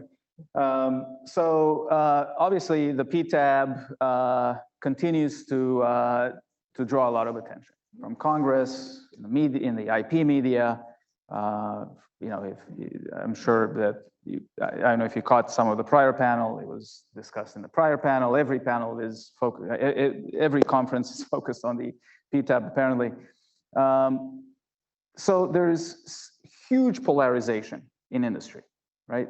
Some parts of industry think that the PTAB is a savior to eliminate what they view as weak patents and save them from frivolous litigation. Other parts of industry think that the PTAB shouldn't exist, shouldn't have been created, should be abolished, and so on. Everything in between as well. What can you do, and by you I mean maybe you as a director, but also PTO, what can be done to bridge this continued polarization and de-escalate the rhetoric here? So I guess those are two questions, because the rhetoric has a life of its own right now, and a lot of the rhetoric is inaccurate across the board. I mean, I think that's an issue we face in the IP community right now, is a lot of the rhetoric out there is very self-serving and not grounded in actual facts. In terms of de-escalating, certainly we're working with Congress. When Congress is thinking about bills, we're providing technical input on that. I also think the USPTO can take this on ourselves and solve for the issues that people have on both sides. Certainly the guidance that we put out on discretionary denials was just meant to formalize, codify what the PTAB was already doing. So the one part of that so I read a lot of the comments. The one part of that not everybody agreed on was whether FinTIF should apply with regard to ITC actions. So that one was one where not every panel was consistent, but I thought every panel should be consistent. You should know what to expect in any PTAB proceeding. So that one I did, by the way, go back and read every comment where it went against the guidance to make sure that I thought that was the right solution. So that's just a start, and that's not meant to express any policy position on which way the USPTO comes out in this debate. The next step is really to think harder about discretionary denials and really take a fresh look at it. And that's what we're going to be doing through an advance notice of proposed rulemaking. We're working on that. It's going to take some time, in part because this is a really hard issue. But that's not going to be the be all end all. I want to look at the amendment practice, because that's one way that inventors can tighten up their patents to make sure it survives the PTAB, but it's not used hardly at all. It's used a lot with re-exams, very prevalently, but it's not used as much of the AIA proceedings. And so we've got to look at that. We've got to look at real party and interest. I mean, there's a lot of concerns I have about real party and interest. So in terms of reshaping the PTAB, now that we've lived with it and we know the intended consequences, the unintended consequences, et cetera, it's time to really reshape it. And I think once it's reshaped, it's not gonna get all this attention. Huh. Very optimistic of you. I am very optimistic. I mean, look what we did with the SEP statement. Everybody said there's going to be no right answer. Nobody's come to me complaining about that. Right. By the way, you mentioned an advance notice of proposed rulemaking, ANPRN. Yeah, PRN. M. Yes. That's why I say it out and I don't use the acronym, because I always get it wrong. Right, me too. That is before the notice of proposed rulemaking. So now the notice of proposed rulemaking is to get comments and then incorporate the comments and then decide how to shape the rule. The advance notice is the getting comments before the getting comments. Why do that and not go directly to the NPRM? Because the request for comments before was very open-ended. So it was great to get comments just generally on what people thought about discretionary denials. But stakeholders didn't really have a chance to comment on a lot of the ideas we're coming up with on how to thread the needle. So because of that, because there's going to be new things in there that stakeholders haven't seen before and they haven't been able to comment on before, we felt this is such a critical issue and we need stakeholder input. It makes sense to have that one additional step to make sure that before we go into the rulemaking, we've shaped it even more in view of the comments that we received to make sure that we've got it right. Yeah. In your FinTIF guidance, is that the right name? It was focused only on FinTIF, right? Am I right? It was focused only on FinTIF, that's right. correct. Okay, so in that one, you put out, I think there were 3 points of clarification. One was that one was the ITC point, another one was if there is the Sotera declaration, there is no FinTIF, right? Yep. You won't deny institution. Yep. Okay, to make that clear. Trial dates. Trial dates, right? Clarification on the trial dates. But another point was that if the merits are compelling, in other words, if there is compelling evidence of unpatentability, then you won't deny institution under any circumstance, I gather, right? Correct. I'll come back to that in a second. But what in your mind is compelling evidence of unpatentability as compared to the regular standards of that's spelled out in the statute? So I will say we struggled a lot with the language to use around that. And we even thought about other standards that are used in terms of, should it be clear and convincing? But then do we use clear and convincing? Is that going to create issues that we're inserting it there when that's not the standard at the end of the day? So it was a hard decision. I worked closely with PTAB management on that. I will say at a high level, what we were trying to communicate is we were trying to cut against this rhetoric that the USPTO was going to let patents remain on the market, even if it was clear that they were invalid. And so, for example, if you have a clean 102 case, then that to me meets that standard. If it's 103, it's got to be very clear that if there's no rebuttal, that you believe it's invalid and you would invalidate. So as to how that's interpreted, as with any new standard, it takes time. But I hope that when we go through the ANPRN, advanced notice of proposed rulemaking, that we can shed a little bit more light on that. But it's basically, it rises to the level where we believe the patent needs to be addressed, to be taken off the market, regardless of the other factors. Okay, so let me give you a hypothetical. Again, I did tell him you can ask me whatever questions you want. but obviously, again, you don't have to answer No, everything. I will but answer any can- question you give. Okay, so here's the hypothetical. A petition is filed during the case. Let's say it's filed approximately 6 months before the actual trial date, give or take. It's a fast court in my example. So it's filed 6 months before the trial date. The trial date sticks. But you don't know that yet. Go ahead. You don't know that when it's filed for sure. But now there is an ongoing trial, and the jury is out deliberating today, Tuesday. Okay. The panel hasn't yet decided institution. Okay, jury's deliberating. So they took 6 months. Well, from filing, right? Because that's what it takes. Okay. Right, the 3 months to the Okay. Got it. POPR, and then Got it. 3 more months to institution. Got Okay. So, so now they're about to issue their institution decision, and they think the merits are very strong, compelling evidence, but the jury's deliberating. What do you do? We take it on IPR. We don't discretionarily deny. Okay, I'm amending a little bit my hypothetical. See how clear rules work well? It's like It's easy. everybody knows what we're going to do. We're not going to discretionarily deny. The jury has actually decided today, Tuesday, that the patent is not invalid. Well, if the jury decide, the jury's decided already the validity question, valid or invalid. Still compelling evidence. What do you do tomorrow? Same answer. So let me ask then, why is that? So if the question is removing, should take a clearly invalid patent off the market, as you said, if the court is decided already, right, and is remove the patent, then that's it, right? The patent's gone. So no need to. It's not gone Proceed. yet because it hasn't gone to the federal circuit yet.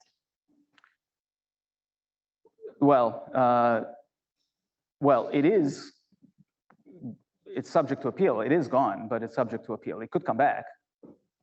It's not. I mean, But it's why- not. It's not final. I guess my question is, why is it compelling evidence of unpatentability if the court has already decided? So if the court has already decided that it's valid, or I'm sorry, not invalid, how can there be compelling? And I'm not, by my question, I'm not implying an answer at all. I'm just asking the question. How can there be a compelling evidence of unpatentability if the court makes a mistake, right? The circuit will correct it, no? Why is it up to the PTO to correct? So, I mean, we all. I'm assuming there's a lot of jury trial lawyers in the audience. Obviously, different juries are going to come out differently on those issues. And you're right. It's going to eventually perhaps get up to the federal circuit. Some of that, some courts that takes 2 years. So there's no reason why, if the USPTO believes that the patent is something that, had the USPTO known about a particular reference, we never would have issued the patent. We believe it's incumbent upon us to address that. And, even if it may not just be that one case, as we know, a lot of patents are litigated over and over again against different parties. And if there's some concern about patentability right now, that's where we've landed is we want to take that up. We want to take the patent, off the market or clear it if we believe it should never issue. And it has to be compelling. I mean, that's why, there's still the ability right now under, and obviously this is all going to go through an advance notice of proposed rulemaking, but there's still the ability to discretionary deny on other factors if it's not compelling. But if you look at something and there's a patent spot on, then, I mean, to say that we should defer to a jury that happened to not conclude that, we believe that the USPTO has an obligation to speak on that issue. this leads me to my next question. It's related, but slightly a different topic, and that's the question of patent quality. And that term has been used in many different ways over the in the past several years, but it's applicable more to the. I've heard it applied more to the initial examination, right? So the PTAB is meant to correct some of the errors in patent quality up front and so on. But first of all, how do you see patent quality? What does it mean to you? So to me, it means that the patent rights have to be robust and reliable. So that to me does not just apply at the examination stage. It should apply at the examination stage, but it should also apply at the PTAB. I would like someone to have the confidence that if on Tuesday they got a patent, on Wednesday the PTAB would uphold that patent, unless for some reason there was a piece of prior art that just they couldn't find it. So to me, that means we have to do better with the examiners to make sure they have the tools to find the prior art in the first instance. We are spending a lot of resources on that, including using AI, ranking patents, to make sure that we're doing everything we can to get the prior art before the examiner in the first instance. And then to make sure that it's the same standard that's being applied at the PTAB. So the 101 guidance, I think, was case in point. So both the examiners and the PTAB used the same understanding when it came to 101, which for CBMs, obviously not right now for IPRs, but so we're also looking into guidance on 112 and guidance on 103, so that it's the same body of law, the same understanding that's being used both for examination and at the PTAB. So if you get a patent on day one, it's going to be the same standards that are applied at the PTAB. One of the, we're both litigators, and one of the things that's clear to a litigator is that almost always we find more prior art in litigation than they were able to find during prosecution, right? Resources are much more readily available, and the like. What more can be done to close that gap?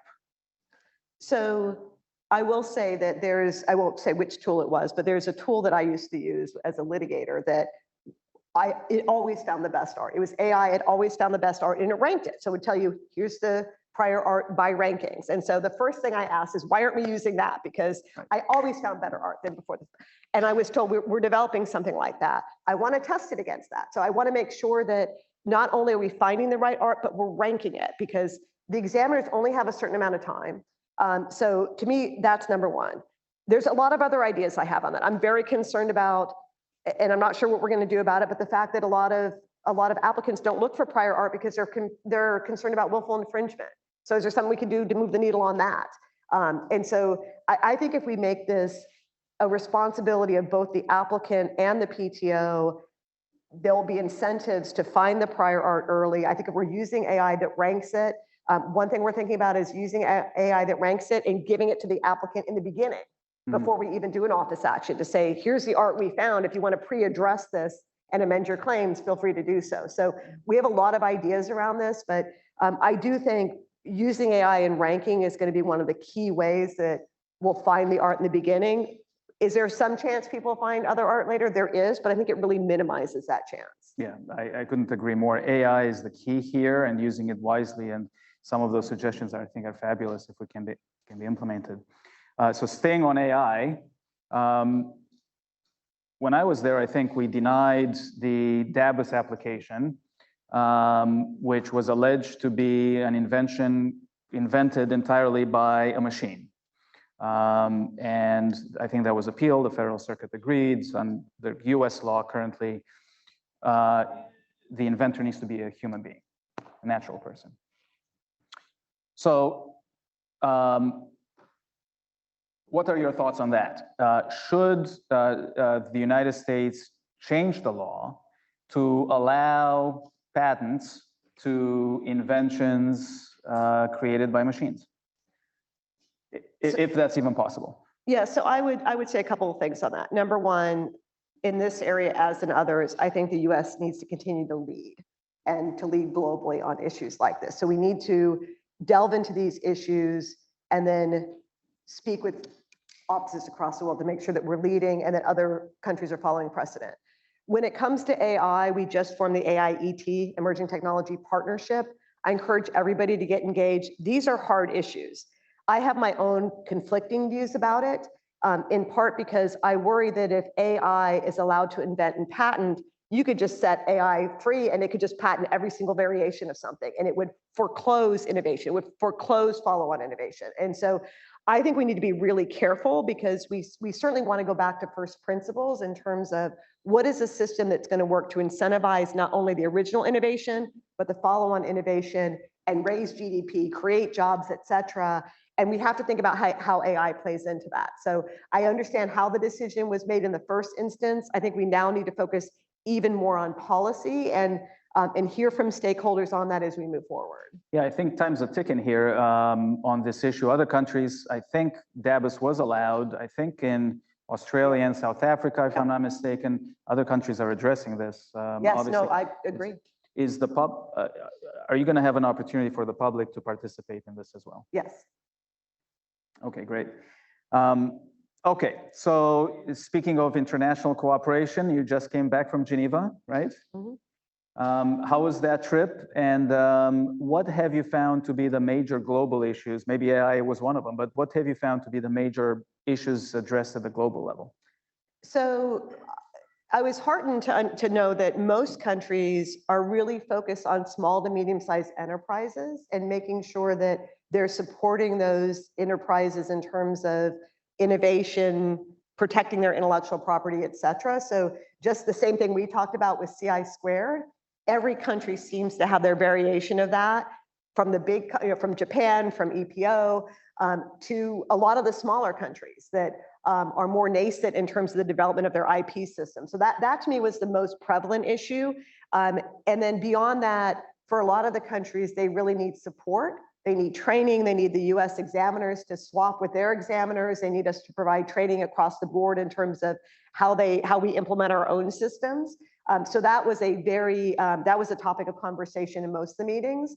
And then certainly I met with Ukraine. And so we talked about, we talked about what, I mean, I know that you had thoughts on that, but we talked about what more we can do to support them. And we're working on that and moving forward on that. Some of those things, as you know, you have an idea you want it to happen, but you have to go through the process of making it happen. But we wanted them to know that we're there to support them as well. So that was generally the subject matter. Once in a while, 101 would come up, patent eligibility. I raised it, and most countries did not seem overly enthusiastic to talk about it. They want to talk about really their needs of the day. Yeah, I think most countries have gotten over their subject matter issues a while back. Yes. Well, I asked about ours, like do you have concerns about ours? So. Yeah. So obviously one of the major international issues recently has been the TRIPS waiver at the WTO. It's not WIPO per se, but it is international. It's IP. It happened to be at the WTO. And the United States obviously supported the final draft, and that's why it was implemented. There is, first of all, let me ask, was there a discussion in the IP community about that, number one? So I heard a lot of discussion before and after. The discussion after was two-part. One, so we played a role in that, but it was not our decision. It was USTR. So we provided technical input just like we would for Congress. The discussion afterward was two-part. One was, thank you, and I'm not taking credit for this because it was USTR, but thank you for not making it broader, because there were a lot of broader proposals out there, including into trade secrets, copyright, across the board. So one thought was, thank you for not making it broader. And the general thought was, although we don't like this, we can live with this, but please don't let it extend to therapeutics and diagnostics. That was the thought. The thought was that with the vaccine, there was already some recuperation of money. It's hard to manufacture. When it comes to therapeutics and diagnostics, actually more therapeutics, because diagnostics, now we go back to 101, like if they're not patentable in the first place, then what's the harm of a waiver? But with therapeutics, there's a lot of concern about that. Do you know yet, will the United States support the broadening of the waiver to whatever else, therapeutics, diagnostics, or whatever else related to COVID-19? So there's a lot of discussion. I don't believe that there's a final position on that. Certainly, I've been very active from the minute that was the next topic of conversation to engage on that. And I was delighted to see is that there was something that just came out that was an alternative, which is what I think we need to do, is not just say no to something, but to say, look, industry can solve it themselves. This is how they solve it. And so there was something I saw come across my desk yesterday that I'm going to alert the administration to, which is industry trying to solve for this. One question is, what is a therapeutic when it comes to, let's say, COVID-19, right? So because the talk at the WTO is to broaden it to COVID-19 related therapeutics. So what is that? What if a particular drug has 2 indications for COVID-19 and for some other disease? Would that qualify under this broadening if it happens? That's something that's going to have to be addressed. And by the way, I don't know if this is public out there, but China, I know through the WTO discussions, said that they would not take advantage of the waiver. That was a consideration. It wasn't public initially. So there was a lot out there about China taking advantage of the waiver, even though there's something on the record saying they won't. Now, whether they abide by that, I won't comment one way or the other on that, but that was part of it. It just didn't make it out into the news. And I know there was going to be a later release on that. Now, you also recently wrote a letter to the FDA commissioner, and you also co-authored a blog with the commissioner relating to drug patents, pharmaceutical patents. So what is the PTO doing with respect to that industry? So most everything is just about making sure that we're issuing robust and reliable patents that will be upheld. So if you look at most of what I put in that letter, unless it was specific training, which we're also doing, most all of it would apply to any technological area. And that's just consistent with our goal. We're doing other things within examination to think about how to create more robust and reliable patent rights. So most of it's around that. Other parts of it are just making sure that the examiners have the training to know what is something one of skill in the art would know so that they can make good decisions. And so I spoke to Commissioner Califf directly on that. We've had a number of conversations. We're doing things at the working group level on that, just to make sure that we're educating the examiners, we're giving them the training that they need on that. Oh, and by the way, we are releasing something reminding people of their duty to disclose. So I believe that's Kara, another homage to Kara, that I believe that's coming out this week as well, if not next week. So I signed that today. So that means, yeah, probably this week. One potential area, one potential proposal was, and I think it was in the FDA letter, but I'm not 100% sure, concern, let's say, about continuation patents for pharmaceuticals. Obviously, this was an issue that was also attempted to be addressed 10, 15 years ago with the continuation guidance from back then, and there was litigation over that. Is that something that the office is looking at now, how to handle continuation practice, and is there a distinction going to be made between pharmaceuticals and other industries in that respect? So as to your last question, no, there will be no distinction. As to continuation practice, we are looking at that because to me, this is about threading the needle. A lot of the concern about patents that issue through continuation practice is the claims are written more broadly than the original specification, and we need to be really careful on 112. That's one of the reasons we're coming out with 112 guidance is, you're 5 continuations in, all of a sudden the inventor's gone, it's owned by some other entity, and they've written the claims with new words that appear nowhere in the specification without any link to the specification. I think we need to be really careful on that, and that applies everywhere. And so that's one thing that we're looking into. The other thing is obviousness type double patenting, which other countries don't have. They have the unity of invention and other ideas around that. Really honing in on that to figure out, is there something we can do around that so that it makes it easier for those who, right now, this is a concern I've heard about obviousness type double patenting.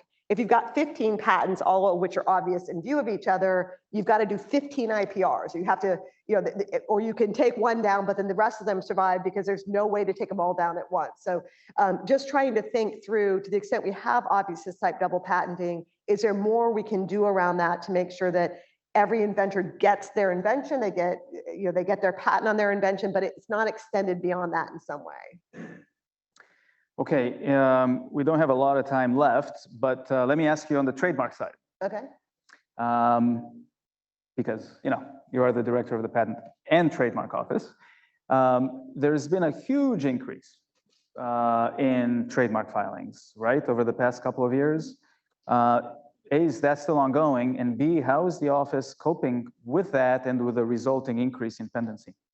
So the good news is most of the increase is due to Americans sitting at home, coming up with ideas and using the internet to sell products. So that's very positive. It does mean that we weren't equipped to handle all of those. So we did some hiring. We're hiring another 30 to 60, maybe even 90 examiners that would start on October 24th. It takes some time to educate them. So it'll take a while to reduce dependencies. We've also seen more troubling abuses of the trademark system, as you know. And on that, we're getting much more aggressive about sanctions, trying to identify the abuses. And then, of course, we have the Trademark Modernization Act with expungement proceedings, but that's more just a one-off. That's not really going to overall solve the issue of the abuses. Is there a hope or a goal to get the pendency on original trademark filings back down to whatever it was before the pandemic? That's a goal, is to get it down as low as we can. I think it's taking too long to get trademarks right now, but we're doing everything we can to solve for it, including onboarding new examiners. It just takes a while to bring them on. On the financial side, the PTO has $1 billion sitting at Treasury. Apparently, can you remind Congress of that? That is, I think they know. It's the weirdest thing. It's in the PTO account, right? But they don't think we have it, which is kind of weird. It's kind of like going to the bank and say, hey, look, I have my statement here. I have money, but they're saying, well, we've spent that money. Like, well, I still want my money. So A, are you, you being the office, are you still fighting for that? And B, what would you do with $1 billion? So yes, we are still fighting for it. And there's a lot we can do. Number one, right now we're prioritizing. So when it comes to modernization, when it comes to a lot of the things we're rolling out, we're prioritizing based on a budget. So if we had that money, we could move much more quickly. We could also do a lot more when it comes to reaching out across the country. Right now we have 4 offices. We could outreach a lot more to make sure we're meeting people where they are. And we've got a whole list of things we could do with it, but rest assured it could be spent. And it would be over time. It wouldn't be in one fell swoop. It would be using it for modernization, IT, onboarding more people. I know we've got plans to grow some of our groups to make sure that we're doing a better job at getting out there, communicating, connecting the dots, et cetera. Director, thank you so much for your time today and for an amazing amount of work that you're doing. And I'm sure a lot is ahead of you. And thank you for being in the community. Well, and I want to thank you as well. This is I would say, toughest interview, meaning it was good. I mean, I want to roll up my sleeves and get into the details. So I appreciate your questions. And I'm always, like I said, I'm always happy to answer them. I want to be as transparent as possible and appreciate the opportunity to be here. Thank you so much. Thank you.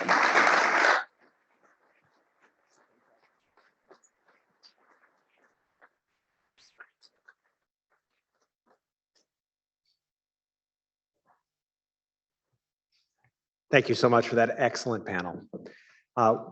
Maybe we'll take a few minutes to prepare for the next panel. Let me invite up the panelists.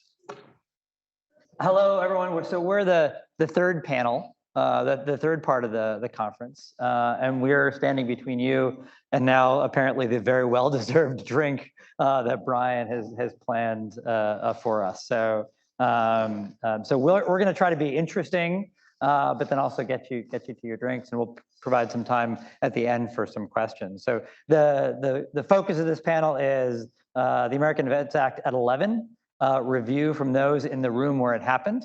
The fact of the matter is there was many rooms over a long period of time. So I think one of our tasks, the 4 of us, is to provide some context to the development of the AIA and the provisions, and then give some perspective on whether the goals and the intentions at the time were actually met based on the use. So unfortunately, Marion Underweiser could not join us today, a former counsel at IBM. She joined us in many of those rooms. But starting from the very end, I'll just introduce the panel. I'll introduce myself first. I'm Dana Calarulli. So I served as the Director of Governmental Affairs at the USPTO, first under Dave Kapos, and then for a short time under Andre Iancu. And my role was to help engage the Hill on a lot of these issues, hopefully explain many of the underpinning policy to the administration during not just the lead up, but a lot of the implementation of the American Invents Act. We have with us also Phil Johnson, who is former chief IP counsel at Johnson & Johnson.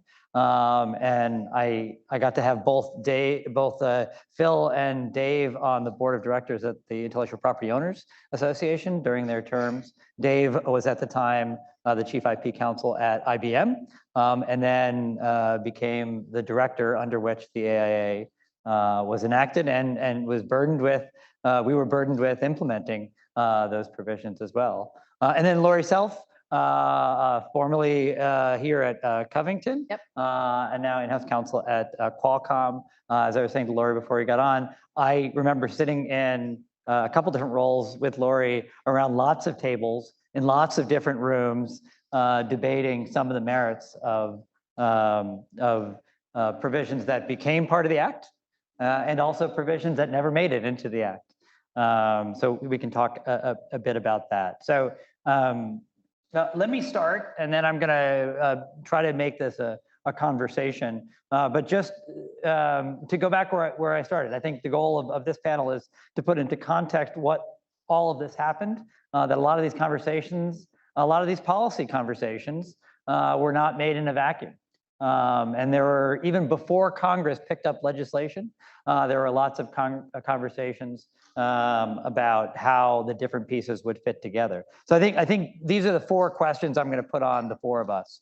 And one is, where are the rooms where this happened, and over what period of time?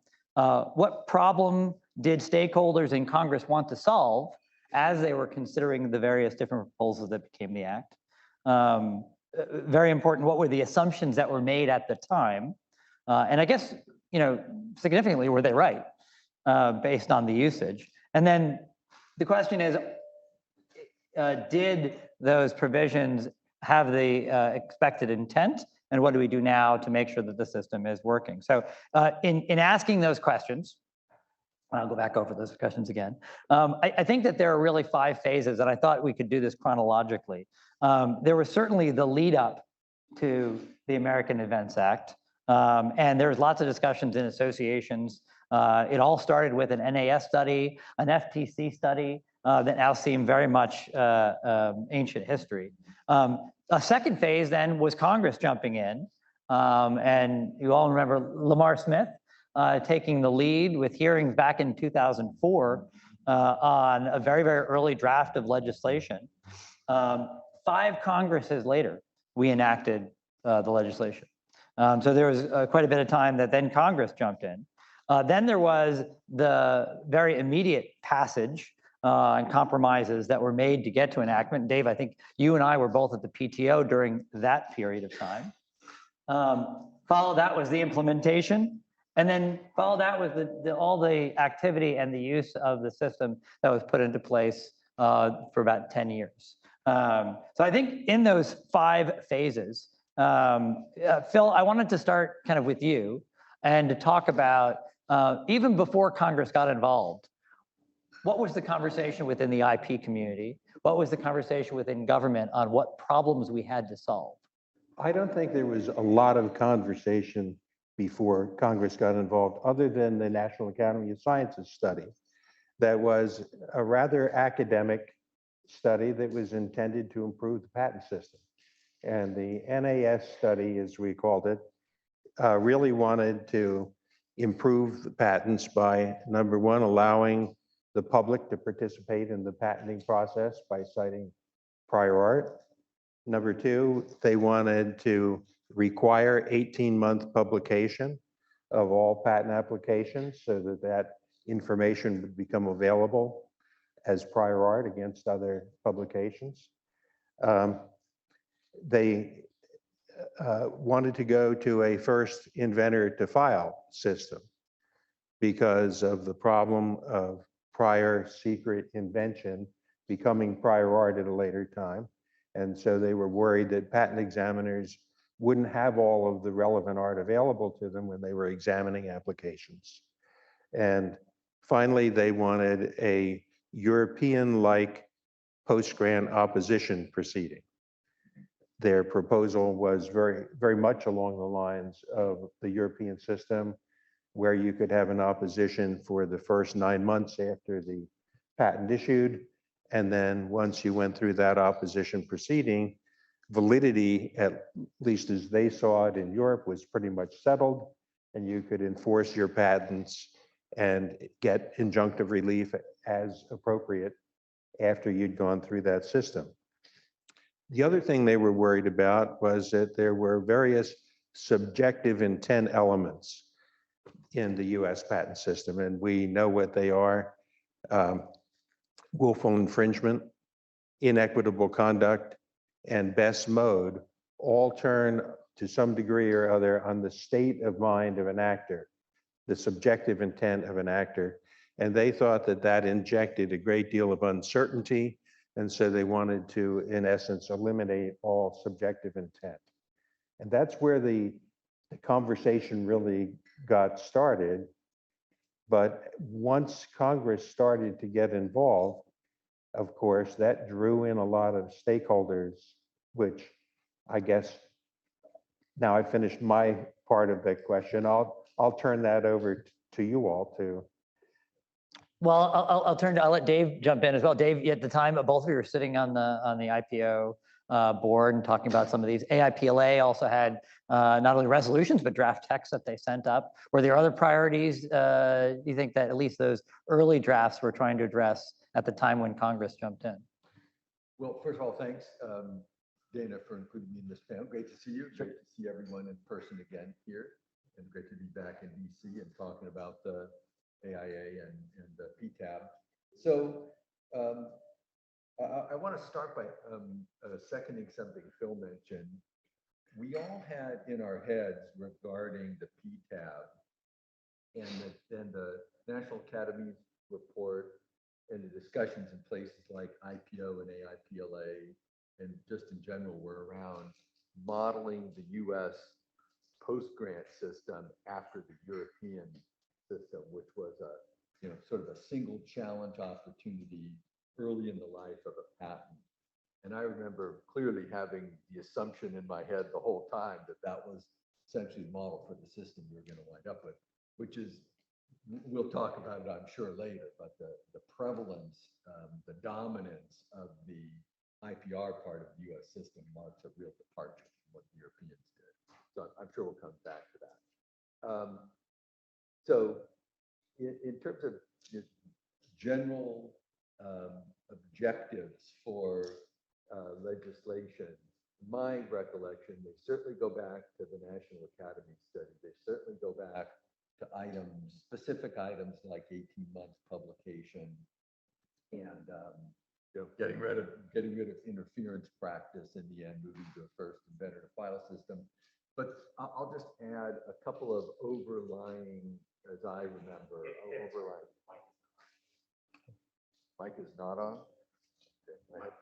The green light was lit and it's gone out, and I've now relit it. Dave, if you could just repeat everything that you just said. Starting from it's good to see you, Dana. It's good to see you, Dave. Please go on. No, so the one other thing I was going to add at a kind of a meta level was we all had in mind improving the system by again, on a European model, but offering a backstop to the PTO, recognizing that not every patent could be examined perfectly and that litigation had gotten to be very, very expensive in the US. So that was one key backstop or key meta issue that we all had in mind. The second one was moving to more objective standards, and Phil mentioned this, but to put a little bit of a higher level patina on it, to generally move to more objective standards with the US system. And then the last one, as I recall, was more opportunities for cost control. Well, actually, there's one other one. More opportunities for cost control. And then the last one, which hasn't been mentioned yet, was a recognition that there were opportunistic abuses going on of the US patent system. And that just was the case from about the end of the dot-com bust in 1999 or so, up until the Great Recession of 2008, 2009 or so. I remember I was at IBM then, I was the chief IP lawyer, and we were getting an average of one lawsuit a week filed against the company in those days. And it was my job to resolve those. And a very large majority of them simply amounted to some patent that you couldn't even understand the claim. It had no relationship to any product or service that a lawyer could figure out anyway. And the resolution of it was, well, I've got a patent and I'm requesting an injunction, and it's going to be really expensive for you to litigate this. So why don't you give me a few $1 million and I'll go away, right? The system was definitely subject to that kind of abuse. It was rampant. And there was a view in those days that we definitely have to do something about that. I think all those are good kind of scene setting for it all. Dave, you mentioned one thing that I think is, again, a good contextual thing. You mentioned 18-month publication, right? The bill, it did establish the post-grant review systems, of all the different varieties of that, but it was actually just one part. So putting into context, the other big drivers for the bills were moving the US to a first to file system. That was part of objective standards, and certainly getting more, at least inching towards more financial stability for the agency as well, in addition to this opportunity to challenge patents after grant. That really came later, the funding additions and so on. Yeah. At the early stage. As Dave points out, a lot of the idea initially was that you would subject your patent to further review after it issued for a short period of time. But then at the end of it, that would be it. And so if you were a company or a startup and you wanted to invest in the invention, you would know fairly early on whether you were going to have quiet title and protection so you could attract the investment. And that was a major thing. But Dave's right. There was, with the dot-com bust, there were a lot of stranded patent portfolios. The businesses went out of business, and the only thing they had left were patent portfolios that they had filed. And there was a lot of assertion of that. And that led not just to the things that Dave talked about, but also some of the larger, I'll say, aggregators, sometimes they're called big tech firms, began to look to change the patent system so that even if successful, those asserted patents couldn't hurt their business model as much as they normally would have. And so they started to look to ways to prevent injunctions from being issued, even if the patent was found valid and infringed.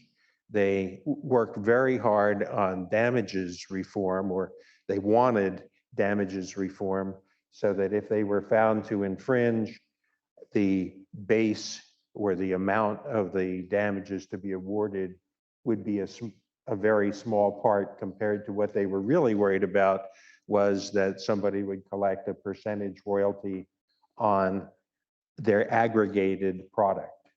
And so that was another big part of it. Laurie probably has something to add to that.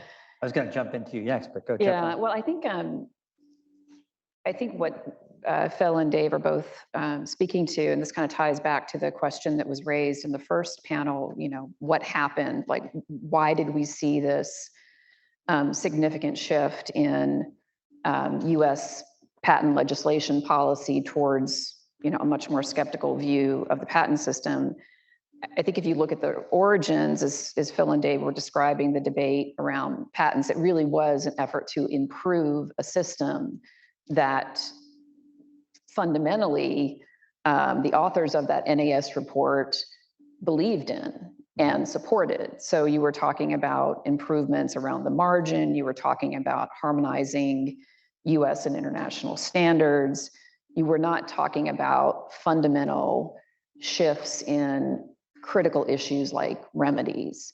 And so when Qualcomm first got involved in the patent reform debate, it was at that point in time, around 2005, where you were seeing the focus of the legislative effort really morph from improving the system to fundamentally, in my view, I'll say weakening the system, or at least making the enforcement of patents much more challenging. And again, it was driven by this litigation reform narrative, this patent abuse narrative. But that narrative, I think, became the sort of tail that wags the dog. It really took over the entire conversation in Washington around the patent system. And for the first time in my career, and my entire career, I've spent in various aspects of intellectual property policy. It was really the first time where I saw the US consider legislative changes that would fundamentally undermine the rights that were considered to be fundamental or essential to a patent system. And so, as Phil said, you got into this very contentious debate around damages, injunctions. You saw this entire narrative around the patent troll sort of dominating the discussion in Washington. Adam mentioned the emergence of these kind of IP academics driving the conversation around the patent system. So it really created a narrative that the patent system was fundamentally broken, that it was an impediment to innovation. And that was, I think, a real sea change, at least in my career, in terms of how the United States perceived the patent system. So there were a number of years, dedicated to those remedies issues. And then once that piece of the legislation was kind of knocked out of the patent reform bill, that's when the conversation sort of shifted back to PTAB and post-grant review. But and then, of course, you saw this wave of Supreme Court decisions that sort of appeared to kind of buy into that deeply skeptical narrative. Yeah. You took us exactly to where I wanted to go, which is, as we now get in through Congress is getting involved in the very early stages, and certainly apportionment of damages, the entire market value rule was discussed. The willful damages, those are issues that actually drew people to the table and did change the narrative quite a bit. Well, you had Senator Specter and Senator Feinstein, who got very involved in that and set up a process where they were convinced that if they brought both sides into the room, it was either every week or every other week, that sooner or later the parties would agree. Well, the one side, I'll say the defendant-oriented side, wanted no damages, no injunctions, no willful infringement unless you had gotten a demand letter. And basically, where they were looking at the situation saying, well, if we lose these cases, how do we have minimal or almost no damages? And the pro-patent owner side obviously wanted the opposite. So for months, both sides would be called into Senator Specter's office and have a couple of hours to go at each other in front of very patient staffers, and sometimes the senators themselves, essentially making no real progress. I mean, one of the problems was that the pro-defendant side had no experience with actual litigation. If you talk to them and you would talk about what was going on in litigation, they would say, well, we never take our cases to trial. We settle all of them. How would we know? And then they would come up with ideas about what should be done in court without having any idea of what was already being done in court, which was very frustrating. So we spent a lot of time trying to write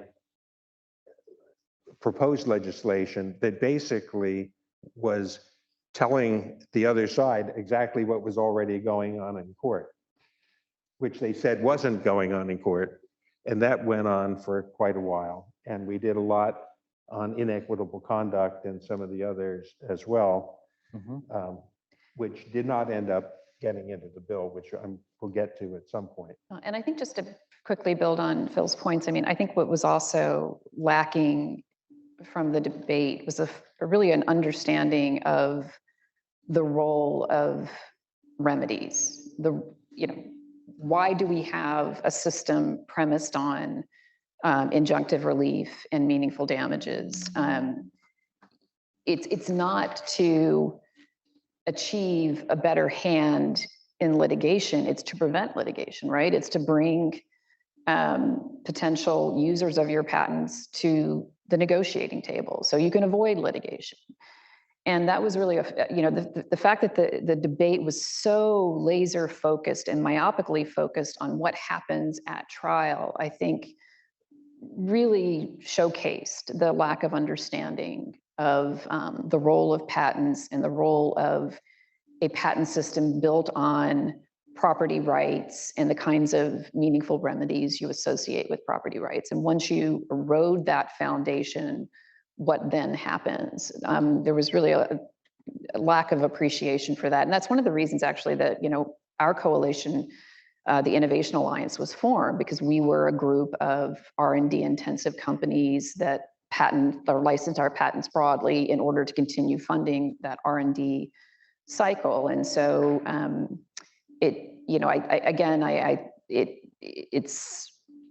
it's frustrating that we keep having to relitigate these issues over and over again, but I think it just sort of speaks to the fact that we still have yet to achieve in Washington a real understanding of how the patent system functions. So I would say one thing in this phase, you mentioned Innovation Alliance. There were a lot of coalitions forming because in part, some of the broader associations, AIPLA and IPO, had, as Herb testified, members on both sides.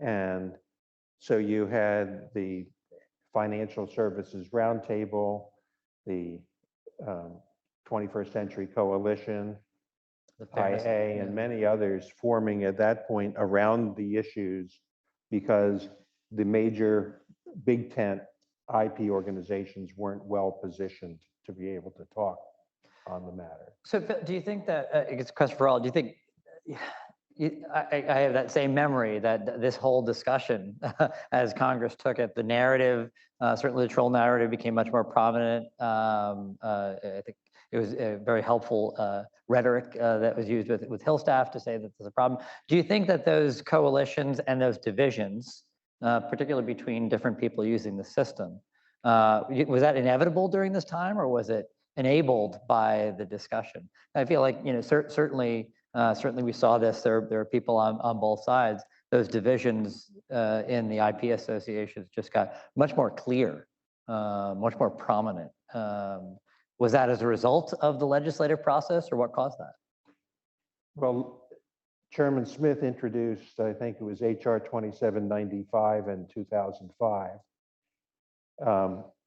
And that was a discussion draft, which I think polarized, if you will, or at least caused people to look at it and say, I know, I don't like this, I could live with that. And people went to separate camps. You had the Patent Fairness Coalition put together. You had the Business Software Alliance for a while that was very active. And so it also was a wake-up call, I think, to a lot of businesses that either depended on IP or were fearful of IP to gather together. And that also, of course, brought with it a lot of funding for lobbying.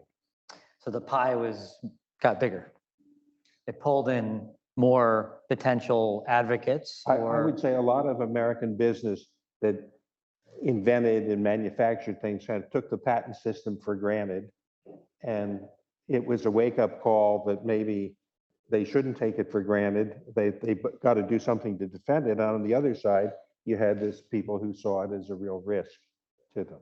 Yeah, Dana, a couple of other drivers that come to mind for me. One is real meta driver. Look, technology and the innovative content and technology, intangibles, have gone from being around 15% of business value in the early 1980s to now being more than 85% of business value. So, you know, where we live has become the center of the action. The way I often put it is, you know, when I started in the profession in the late 1970s, the IP was certainly important, but we were sort of off doing our own thing. It was gentlewomen and gentlemen and not that much fighting. And organizations like IPO got along and APA got along. And we've done our thing, but the target space has shifted right over us to where what we do is where all the action is in terms of competitive advantage. And so it shifted enormous attention and wealth because the stakes became so much higher. So that's the first thing in my mind. And then the second thing is, as a byproduct of the attention shifting because of the important shifting onto technology writ large, I mean life sciences technology, biologics and small molecules and medical diagnostics and devices and information technology and 5G and AI, everything, right? Technology writ large. As a result of that becoming so prominent and so critical, of course, lobbying dollars shift to it and all other kinds of resources, right? Government programs resources and advertising resources and all these organizations that Phil is mentioning that all, in my observations, all have contributed to the sort of bipolar nature that we now see IP playing. And just a very And quick. of course, the courts were beginning to get involved in response to this. Yeah. So you had the eBay case, which, you know, made it much harder to get injunctions. You had the KSR case and other cases that came along that during this that may have been in response to some extent to the legislative proposals or may have happened anyway. And they generally didn't help the debate. Yeah. And just to, again, building on both of those points, I also think there was an emerging kind of narrative, if you will, in Washington that Silicon Valley, you know, that's how you defined innovation. In other words, and this kind of goes again to the point that Adam was making earlier, that you had this kind of growing group of increasingly wealthy, important big tech companies that were kind of viewed in Washington as the personification of innovation that did not only did they not depend on the patent system to drive R&D investments, but they viewed patents as a cost of doing business, a source of litigation threat.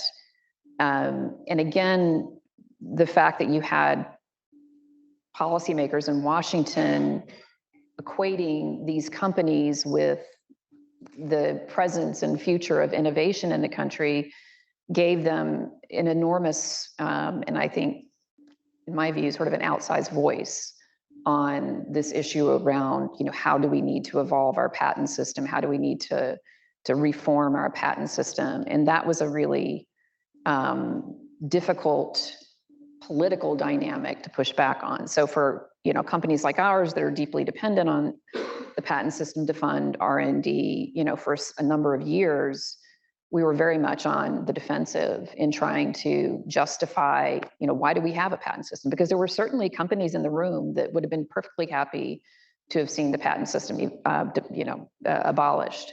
So that was a real shift. And again, you know, you have to take kind of an historical view of these issues and recognize that we've been through these periods of patent skepticism historically.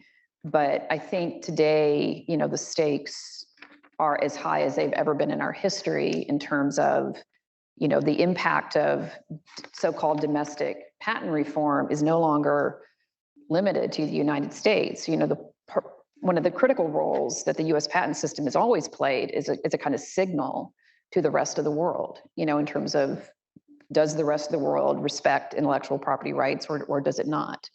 And so I think one of the really problematic shifts and implications of this, multi-year debate around patents was really channeling to the rest of the world that the United States was no longer a kind of standard bearer, if you will, for strong patent rights. And we've seen the implications of that as the first panel discussed. So that was one of the outcomes, you think, from this whole discussion? And it continues to be. And it continues to be. And I think the reference to the first panel, I thought, was good. That first panel today really talked about the policy and where the policy should be focused. I think Brian raised Jonathan's point, which was, we need to really focus on getting economic power into proven innovators.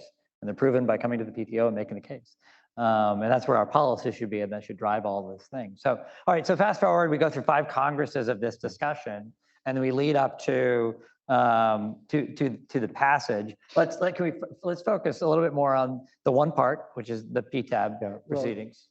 This started actually, the initial idea that I'll say the pro-defendant people had is they didn't like the idea of a single window opposition, an initial, because they say, oh, well, we don't read patents. And when they were we don't read other people's patents. We can't be bothered to worry about them. We're not going to bring our oppositions right away. And we don't know what we're likely to do in the future. So we want to be able to challenge this at any time. Right. And then the other side of that was, no, we need to have certainty. This should be like Europe, a single window. And this went on and was very contentious for years. This started in 2005 or 6 and proceeded pretty much up to just before there was agreement on the act. And the argument that was being made by I'll call it the tech people, was, well, look, you have life of the patent ex parte reexamination. And so you're already subjected to challenges through the entire length of the patent. So why, this is just the same thing. And the counter to that is, no, it wasn't. Those are very limited proceedings. They're based only on patents and publications that are brought to the attention of the office. And that's different. And whereas the first window opposition would be an all issues opposition. You could do prior public use, you could do a lot of other things in that. And those things aren't very well suited for disposition in a PTO proceeding anyway. So this went back and forth, and eventually a very clear compromise was struck, which the understanding, at least I'll say the understanding at the time, as I knew it, was we would have a first window post-grant review, which would be an all issues review. It was originally proposed to be for 9 months. Right, limited time, yeah. And then you would have a later very limited review, and it would be only under 102 and 103, and then only on prior art consisting of prior patents and publications, patents and prior publications. So the discussion about it was, well, if you have 1 or 2 patents, prior art patents or publications, and you look at them on their face, and they teach one of ordinary skill in the art, the invention that's being claimed, or such a suggestion of a combination as to make it obvious, then that's the kind of thing that this IPR would cover. There was no suggestion and no understanding that there would be expert testimony brought in on other issues, that there was, well, by the way, an understanding that both parties to this would have a duty of candor, so that the petitioner would have to come forward with what they knew that might counteract what they were contending. But other than that, it was just going to be a facial proceeding, and if you had expert declarations, they'd be limited to authenticating the prior art and explaining to those of ordinary, explaining why to those of ordinary skill in the art, the publications, when combined on their face, taught the invention or made the invention obvious. And then that was only accepted if the director, which in that case was Dave, because we had tremendous trust in Dave, but we thought there are two functions here. One function is the executive function of the office. Is this worth spending the office's time on? Is this the right thing to do? Is this going to infringe unduly on an inventor's reliance rights in investing in the invention? So the idea was that the director would be given broad discretion as an executive branch function to decide whether or not a proceeding would be instituted for any reason the director thought was appropriate, except the director could not institute one of these unless the showing in the petition had met the standard that, so the only thing that's in the statute is the director can't institute unless it meets the standard, but the director can not institute for a whole variety of other reasons, which were put in the guidance for regulatory action. And that was our understanding. And Dave was saying, we're worried about having too many of these. We're not sure we can do it right. And that was another understanding. There was going to be no discovery. Yeah. There would be issues that might be where the critical evidence was outside the scope or where the office couldn't get it done in the time limit. And so the director might say, well, this is interesting, but we can't do this in 12 months. So I'm going to deny. All of which came up as when we went into implementing it. Were you going to? Yeah, I was just going to, so just to make first a political point and then to build on what Phil was saying, one of the decisions that was made by the kind of lead Hill Council staffer who really kind of guided the negotiations around inter-parties and post-grant was to convene a negotiating group that really was dedicated to finding a compromise. So a decision was made that if a company or an organization was not really committed to good faith negotiations, they were not invited into the room. And I actually think that was a critically important decision. I don't think the AIA would have made it over the finish line, but for that decision. And I think part of the challenges we see with negotiations that have since occurred is that staff have not been willing to make that hard decision. Sure. And you have companies and organizations that have no desire to find a compromise. So just that political point, if you kind of hold out. It's a different kind of holdout. That's sort of the story of 101. Yeah, exactly. That's the example. But just to build on what Phil was saying, I mean, so Qualcomm Innovation Alliance, we had not been part of the early thinking around how to, reform the existing post-grant process. And so when we did get invited into that room, it was a learning process for one thing, because you had people like Phil and Dave who had put a tremendous amount of thought into these issues. And obviously the PTO was at the table. But our concern was really about abuse, because again, everything that was happening in the legislative space was really about undercutting the enforceability of patent rights in one way or another. And so we kind of looked at what was being proposed through that lens. How do we make sure that this does not become a vehicle that endlessly ties up patents in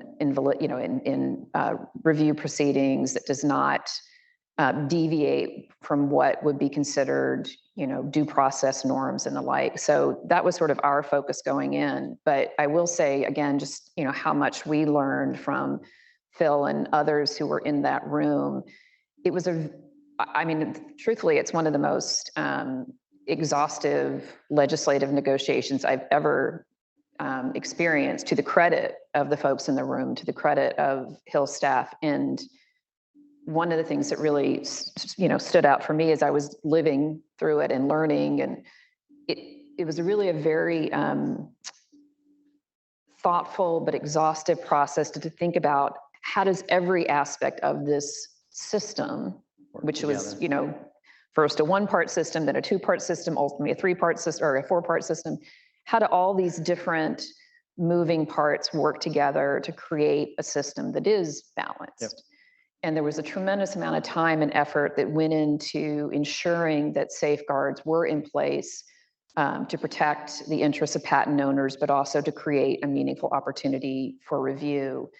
And so, when you raise the question about outcome versus intention, I mean, I will say that the intentions, again, of the individuals in the room, I think the intention was absolutely to create a fair and balanced system. And, obviously, the outcome has proven to be different, but, and we can speak to why that is, but every step of the way, there was, very intensive discussions about what different standards needed to be. And, threshold standards, estoppel standards, real party and interest, burden of proof, et cetera, and how these systems would interrelate to litigation. Yep.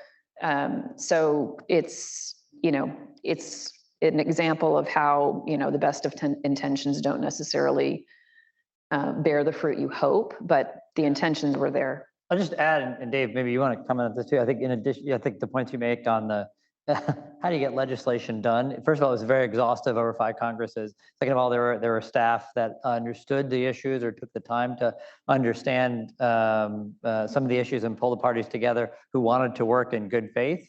I think towards the very, very end, it was a unique situation where you had somebody in the administration who was willing to get in and negotiate, not just negotiate, but help facilitate some of the substantive discussions on what's in the best interest of the agency. And Dave, that's where you and your team, I was part of that, were there, and you didn't have that before. Because I remember, again, adding to the rooms. There were a number of rooms, and some of them ended up being the PTO, where we were pulled in as a third party to say, what's the real issues here? And pull the two parties together to kind of understand the legislation. Yeah, so just to fill that in a little more, and a lot of credit to you, Dana, on this one. Probably a lot of people in the room don't know this, but there were at least 3 threads that the PTO was working on, one of which Phil was heavily involved in. I'll come to that in a second.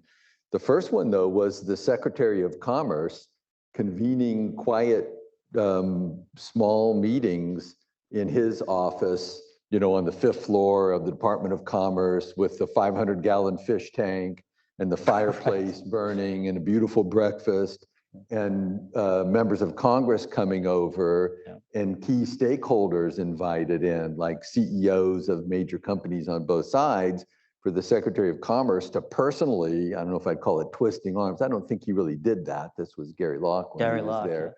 But just you talked a lot about the DMV and making the DMV in Washington State much more efficient, and that's what we're doing here. Yeah, some of it was kind of quaint, but it had an effect of bringing people together, and as Lori says, getting them to be reasonable. So that was thread number 1. Thread number 2 was at the USPTO, and this is a lot of credit to Dana. We were holding Monday morning meetings with very few key stakeholders, literally staff themselves, like baking baked goods and bringing them in. I kid you not. Every Monday morning over in the international education area, and we'd all come in. These were like meetings that started at 7:30 in the morning and went to 9:30, so we could get the key players and just quietly going through the issues with them and trying to forge compromise and feeding that back through Dana into the congressional staffers.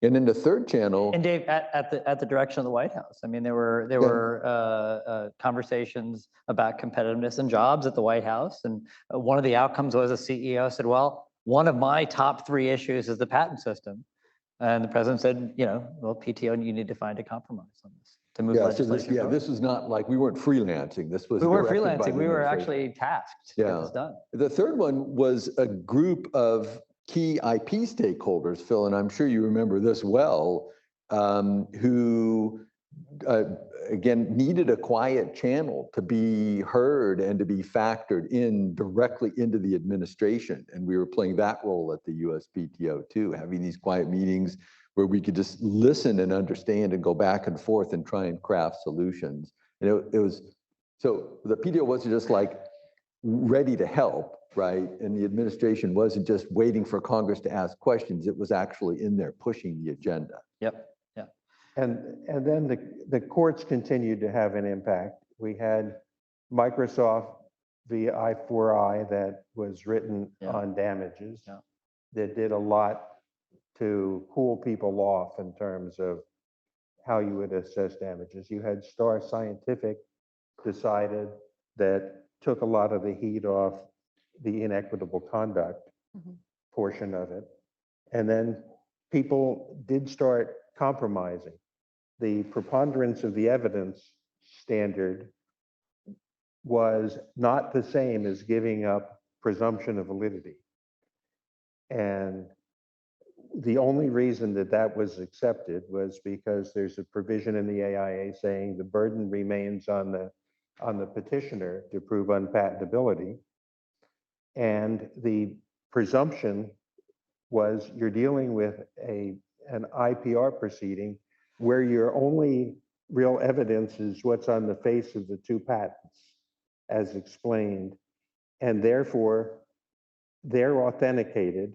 What difference does it make what you think your standard is? They do or they don't. And so that was maybe in hindsight a very poor concession, but one that was made. But one that was not made was giving up a presumption of validity, because Section 282 was not amended. And the prevailing precedent, which is in re etter, is that the only reason the Patent Office doesn't have a presumption of validity during examination is because there's no opponent.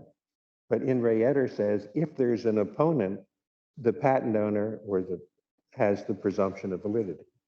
The other thing that was changed, and I'm not sure if people recognize the significance of it. First, there was an ex parte re-examination process, which was not perceived as working well. It wasn't being used much. It went on forever. It was costly. And so the idea was to get rid of that. But then the question is, under that proceeding, once that came to fruition, you could appeal it to the PTAB.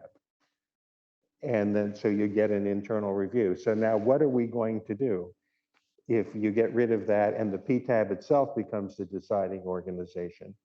Well, the predecessor to the PTAB for many years, Board of Patent Interferences, would come up with decisions, and those decisions were appealable de novo to the district courts.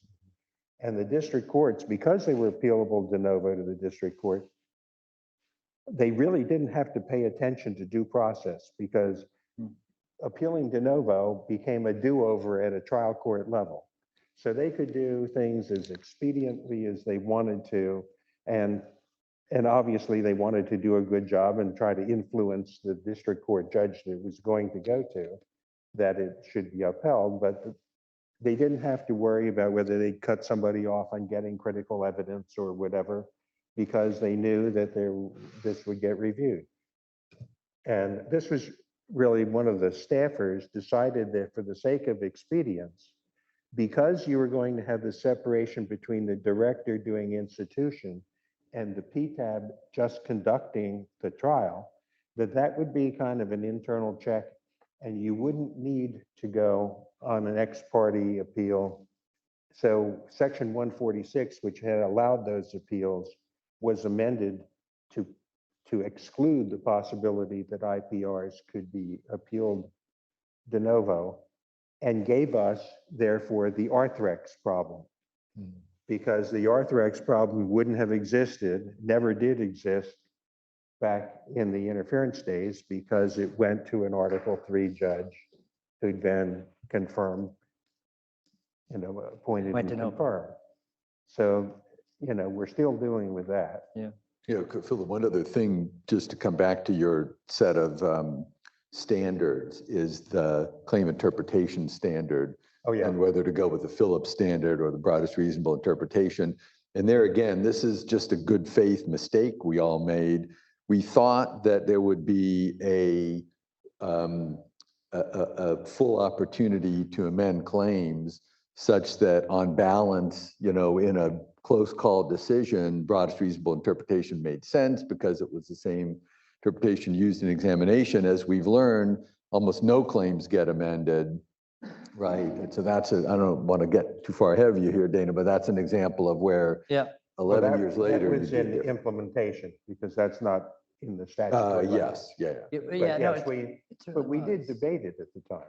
We did. I mean, in the lead up to, we definitely did. So, all right. So we had lots of conversation. We talked for another day long conference about the other legislative tools that were used to kind of get it over the finish line. I guess the only footnote I would make is where we kind of started the damages and other things, I think still kept a lot of people at the table and then fell out at the end. But, people forget, it then fueled the whole second round of patent reform a few years later, which is not the topic we'll talk about today. But that was the foundations of the Patent Act and the Innovation Act that didn't move forward on litigation reform that focused just on those issues. So Microsoft and some others decided after some of the court decisions and otherwise that the damages reform and the inequitable conduct issues and some of those others weren't worth fighting about. They were worried that any legislative changes would only have given fuel for 10 more years of litigation over what they meant. So they backed down on the remedies portion of what they were pushing for. And Phil, wasn't there was at least a colorable argument that they were addressed somewhat in the courts because you had some of these cases that were coming out and addressed. I think that was part of it. Yeah. But then after there was a compromise and it was passed, Dave had the problem of of implementing it. Yeah. So that's actually where I want to go. So all right, so it passes the Congress. Let's go back to the implementation. We talked about some of the things that considerations that we talked about in terms of implementation. But what were the other things? So it passed by Congress. Congress's intent was on at least PTAB to create a more cost-efficient alternative to litigation. They gave you the PTO very specific time limits. You got to get it done during a certain period of time. And a lot of that drove, Dave, I think, some of the conversations that we went into in terms of implementation. I think it was September or early October that Dave hand wrote a letter. I think I may still have a copy of it to IPO, AIPLA, and ABA, asking those organizations to make proposals for regulations. Mm-hmm. And Herb, who was a smart guy at that time, still is a smart guy, figured he should delegate this, and each association chose 2 representatives to come together and write proposed regulations. And we were given a deadline, as I remember, which was, this was September, October. We had till December, sometime in December, to get this done. And Phil, you were part of that group, as was another former director. Gave me the pleasure of being part of that group along with Kevin Rhodes. Kevin Rhodes, Todd Dickinson at the time, I think, was also serving for AIPLA, and a few others. Yeah. So smart Herb people. Hart was another. Herb Hart was really an interference practitioner. Yep. So these were very animated, and we spent huge amount of time. Herb saying all along to those of us who were litigators, you don't understand. This is not how we do it on the board of patent interferences. This is just not how we do things.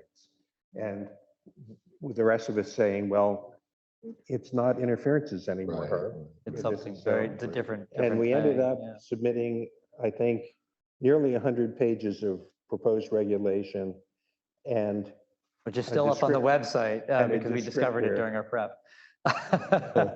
so so that was, I want to get into a little bit more. So that was, and Dave, you just mentioned, one of the things on the Phillips standard, that was one of the decisions that was made at the time. And I think it wasn't made in light of how the proceeding would later be used, certainly, and how important it was for district court and the office to have the same standard. We can talk more about that. What were the other a couple other factors that kind of went into the implementation of this? Yeah, there were a few really key considerations. You mentioned one of them already, Dana, which was that for the first time in over 200 years, in its entire history, the USPTO was given specific, strict dates upon which to get work done. The only other time that timing is ever mentioned in the patent statute is the due dispatch requirement for reissue.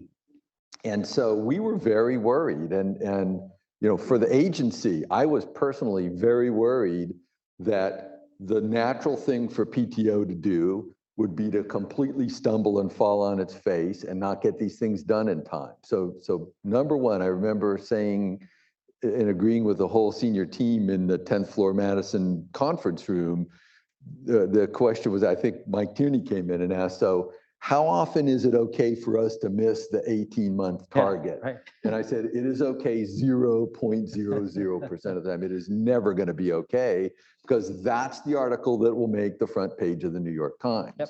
PTO can't get out of its own way implementing the statute that was given to it. So we wanted to be extremely careful to implement rules that would ensure we could get the work done on time. This goes back to Phil's point before, but we were worried we're going to have so many of these that we wouldn't be able to get them done on time. The second thing I remember being very concerned about was staffing for the ALJs. And so James Smith, the first chief judge of the PTAB, had this, very exacting and ambitious target of hiring enough judges, but also hiring really great judges so that we could do a good job and that the agency wouldn't be in a position of being accused of having underqualified people brought into these roles. And that, I think, was a huge success also. So a lot of things you could say didn't go well, but two things that did was the PTO has been really good about meeting its timing requirements, and the judges have been, by and large, really good also. Yeah. And then just to finish, I'll be quickly. The third and last thing that I remember, and this is where the task force of the associations came in, was crafting rules that we not only could implement in time, but that would be as fair and balanced and would provide as much due process as possible. And this is where the organizations were super helpful in that whole set. And I agree, Phil, it wasn't like interference morphed into a post-grant process. It was more like litigation morphed into a post-grant process. Right. Yeah. I mean, we had the job of sitting down and trying to figure out how could this work. And there were things that I think we got right and things we proposed that would have been right had they been adopted, Yeah. and some things that probably weren't right. 2020. Go ahead, Lori. Yeah, I was just going to, this point may have been made earlier, but just to remind the audience, like why those deadlines were introduced. I mean, the pre-existing inter-parties reexamination process, I mean, these proceedings, and again, it was an examination process. Yeah. Some of the proceedings at the time had gone on for like 7 or 8 years, I think. So. And there was also a view, as I remember, the view of the European-styled opposition also went on for years and years, and we didn't want that in the U.S. And you can envision a situation where litigation is stayed pending an inter-parties review, where your patent is essentially unenforceable for years. So that was the reason for the deadlines. I mean, in retrospect, and Dave and Phil may have views on this, I wonder if maybe the deadline was too tight, because there has been some discussion that the deadline became the sort of driving factor in terms of how these proceedings were structured. And I've heard some say that some of the safeguards potentially were diminished or potentially sacrificed in the name of meeting these deadlines. But at the time, it felt like the deadlines were really critical because, again, you just had these endless proceedings. So it just, kind of speaks to, You needed a structure, and it Right. made sense to put that structure, but then the way that the proceedings were used, certainly the volume, Dave, a Yes. point that you've made in terms of the filings, challenged what we set up in a very different way than we expected. Yeah, it's People both hadn't been- tactics. People hadn't been using ex parte reexamination.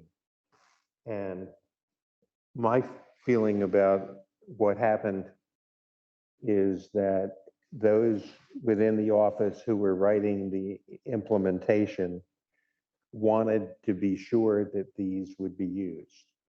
And therefore, when they had an opportunity, they made it very petitioner friendly. They allowed the petitioner to submit evidence initially with a petition, but didn't allow the patent owner to respond in kind.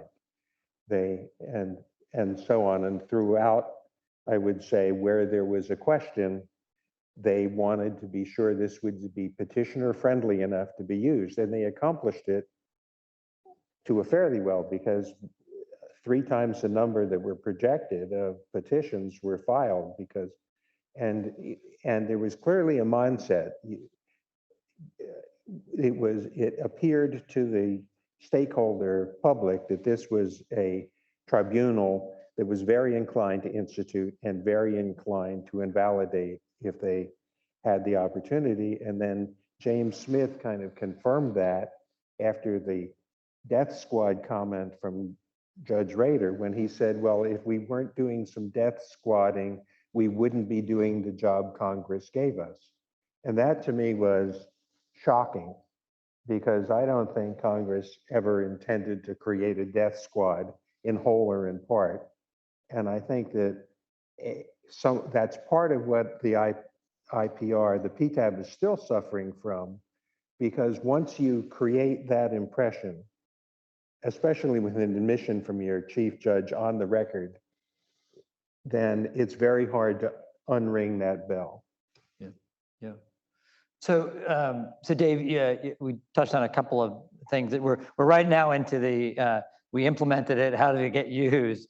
Things we didn't expect were certainly use, the volume of it. And you started mentioning the way that it's used, the tactics that would be used. And I guess from that, you mean both used at the office, but then also used in combination with district court. Right, right. Yeah, the fact that there is such a prevalence, almost a 75% or somewhere around that, of cases that are pending in both the USPTO and the district courts. That is the opposite of what Congress' aim was and everyone's aim was. The PTO was supposed to be this quick and inexpensive route to challenge validity that was supposed to substitute for the district court on that, not be duplicative of the district court. So that's been, a major unexpected effect. Yeah. And I think, look, for us, that was the major priority during that whole negotiating process, was to ensure that what Dave described did not occur, that there weren't, multiple bites at the apple, so to speak. And that is, to me, the most disturbing kind of outcome, if you will, the fact that in the legislative history, it's crystal clear. I mean, I think the statute sort of speaks to for itself in terms of that, having a robust estoppel effect, having, time limits on when you can file once litigation has commenced. But the legislative history which is very robust, by the way, is crystal clear on the goal of preventing those kinds of serial endless attacks. So others here are probably more conversant in terms of how that, where that breakdown has occurred in terms of legislative intent versus implementation. But to me, that is the most problematic. I think we thought that a director like Dave would never allow that to happen, and he had the discretion to just not allow that to happen. And when that ended up getting delegated to the PTAB, they, if anything, had an incentive, because the second and third and fourth challenges to the same patent would be easier to do. Yeah, and again, if you look at the statistics, I see on one of the table, there's the kind of list of the top 20 filers. You know, it kind of speaks for itself in terms of the big tech companies being, the vast majority of the companies that are using these proceedings, again, with multiple petitions being filed against a single company. It really is a kind of well, fundamentally the opposite of what was intended. I think also just kind of going back to the question of, what was the mentality of the PTAB versus what was intended. When we looked at the statistics around the pre-existing inter-parties reexamination process, what became clear was that even though there were lots of problems with these proceedings, the goal of the proceeding was to narrow the scope of the claims, right? To ultimately have a patent that comes out of that process being a so-called better quality patent. And I think that was still the goal of what we tried to craft through the AIA. It wasn't to create a patent killing field or a patent death squad. It was to create a more robust, efficient mechanism to improve patents through this post-grant process. And the fact that the psychology or mentality, if you will, instead was, invalidating patents, knocking out patents. I mean, that really speaks to, I think, how problematic this conversation around patent quality has become. If that's your, Director Verdal, we just heard her talk about robust or reliable patents that will survive an invalidity proceeding. Well, if your mentality is to treat all challenged patents as being inherently suspect, and your job is to, to invalidate them, it makes this conversation around quality meaningless. And presumption of validity has no meaning. Exactly. In that context. The assumption was it would be a much simpler process, that you'd have the patents themselves, and if the claims could be amended to narrow them to avoid those patents, then you would have a quick, simple process that would fix the problem. Because the argument, remember, had been, there are all these bad patents out there that are so bad that they're just facially, clearly, anybody looking at the prior art would know these were no good.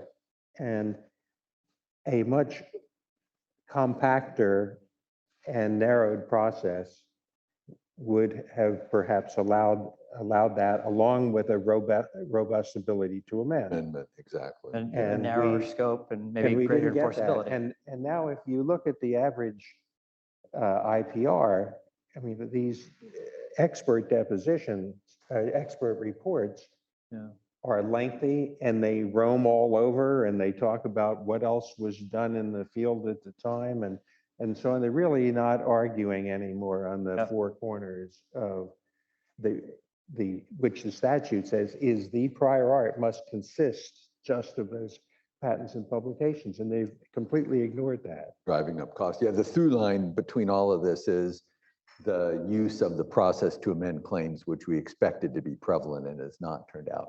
Yep, and Dave, you mentioned that in your testimony.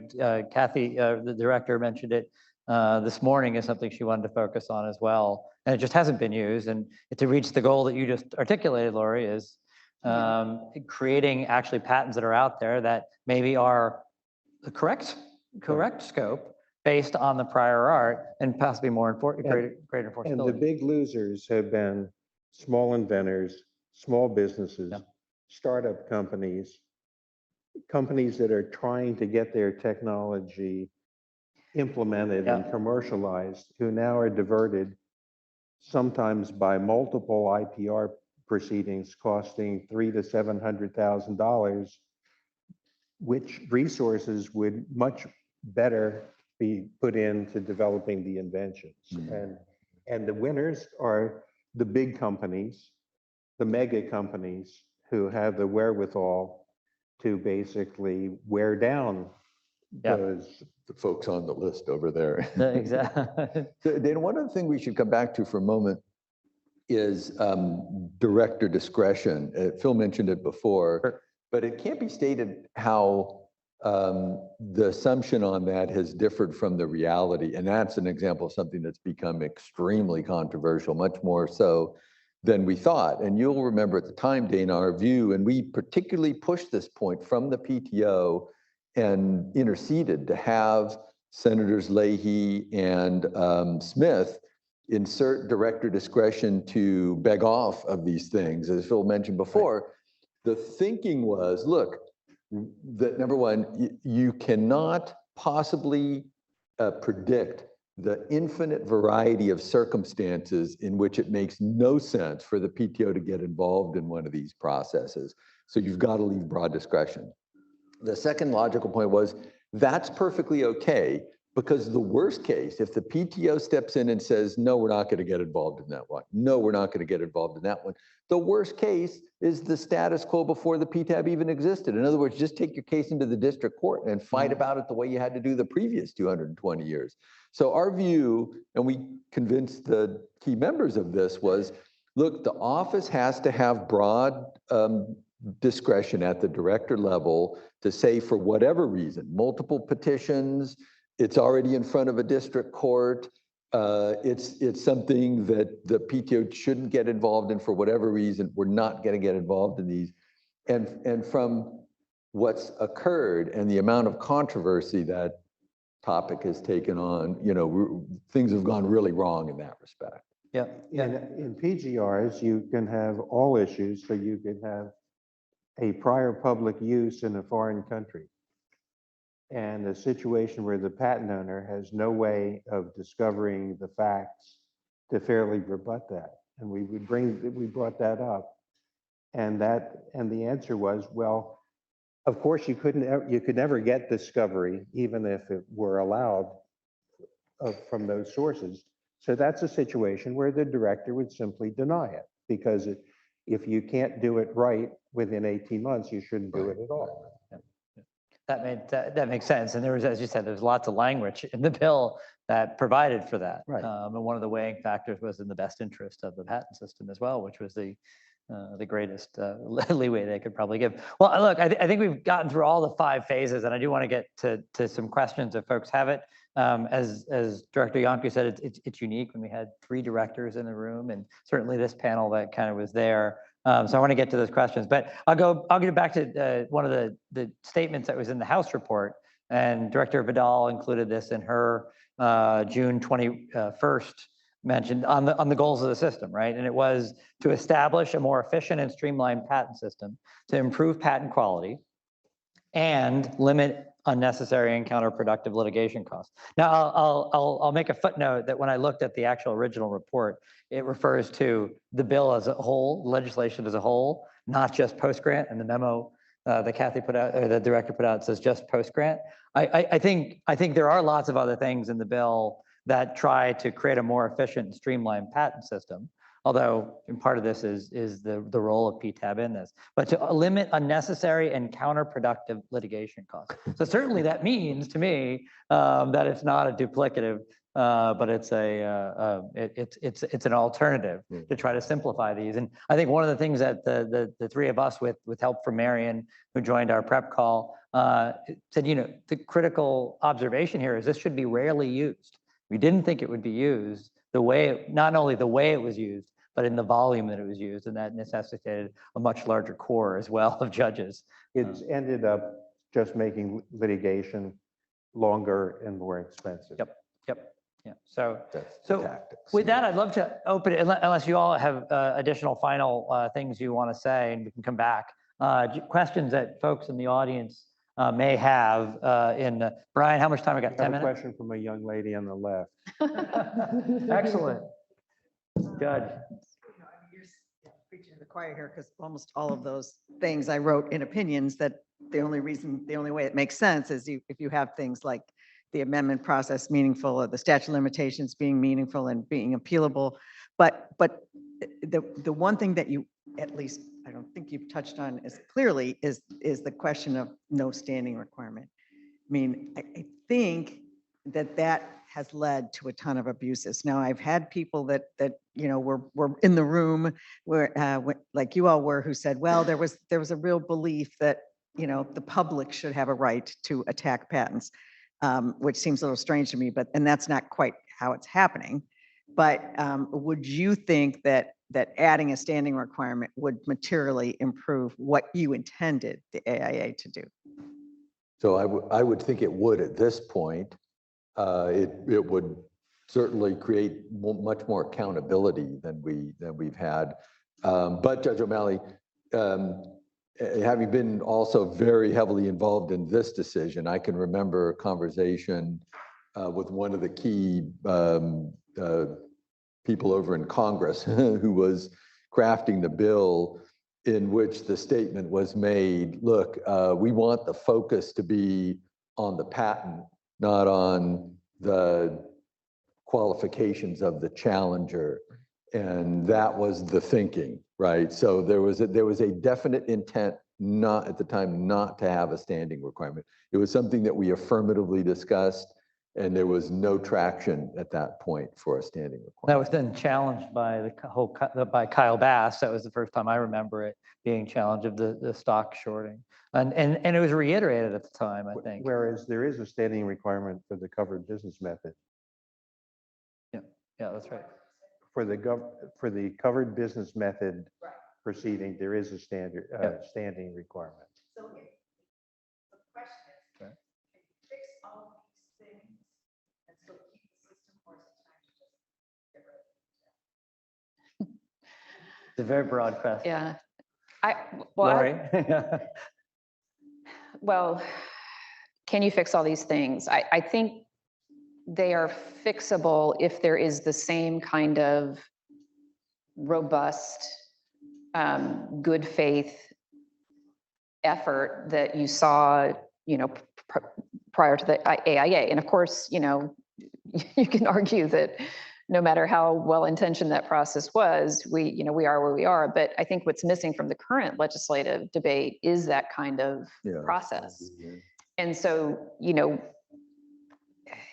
we are confronting bills that not only don't fix these existing problems, they exacerbate them.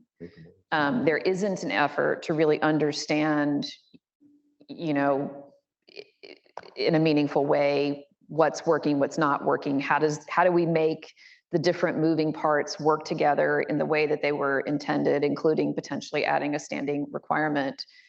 I mean, without that legislative process, then it arguably isn't fixable.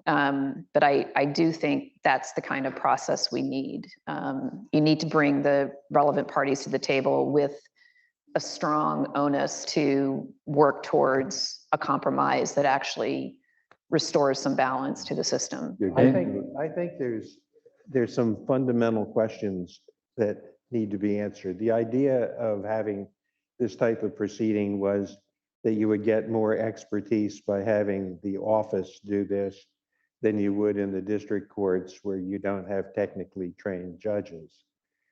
But on the other hand, when you look at the judges, and the judges are highly qualified in terms of their legal credentials, they aren't as immersed in the individual arts as the examiners are. The examiners spend their careers immersed in an art and getting a hands-on feel for what the level of ordinary skill is in the art. And you lose that when you pull that decision out. And I would say because you don't have live testimony from the inventor and others who are involved, the PTAB doesn't get the same feel that a district court judge or a jury would get, hearing and really being taught about the background of the invention and what the challenges were and so on.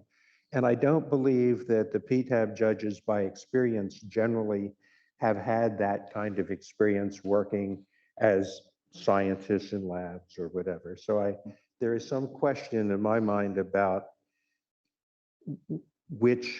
who should be making these particularly obviousness determinations.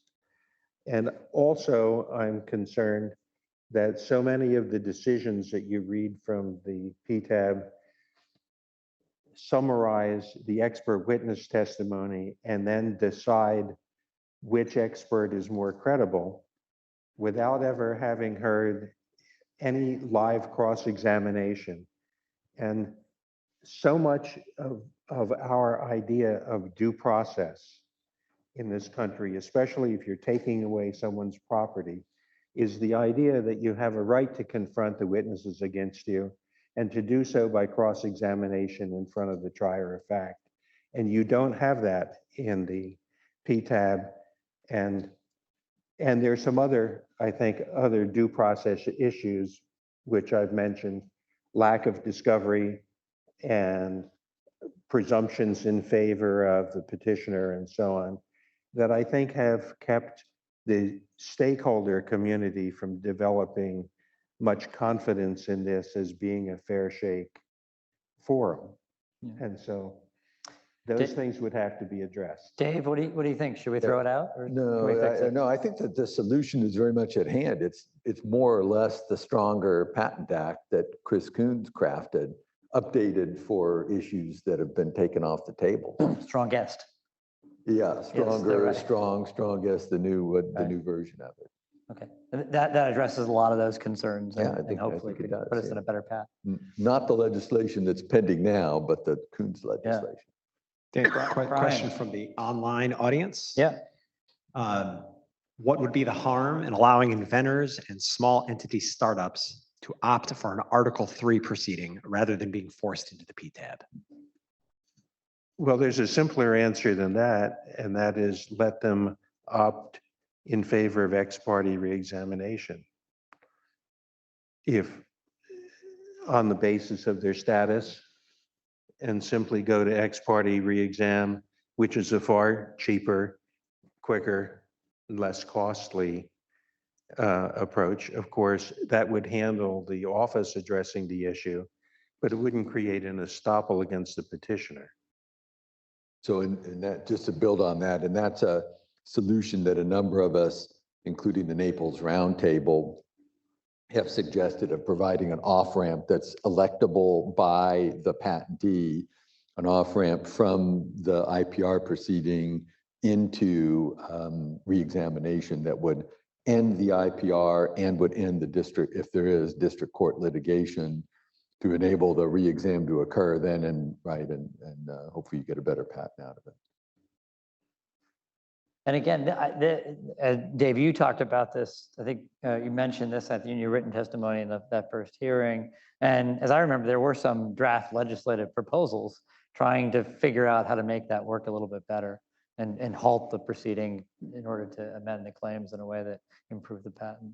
So maybe something to revisit. Other questions? We're at 5:29, so we're standing between you and drinks. Charlie? Hey, thank you all, Charlie Sauer, Inventors Project, and thank you all for this. I think this is the first time I've really heard the story put this way, and so it was really interesting for me to hear.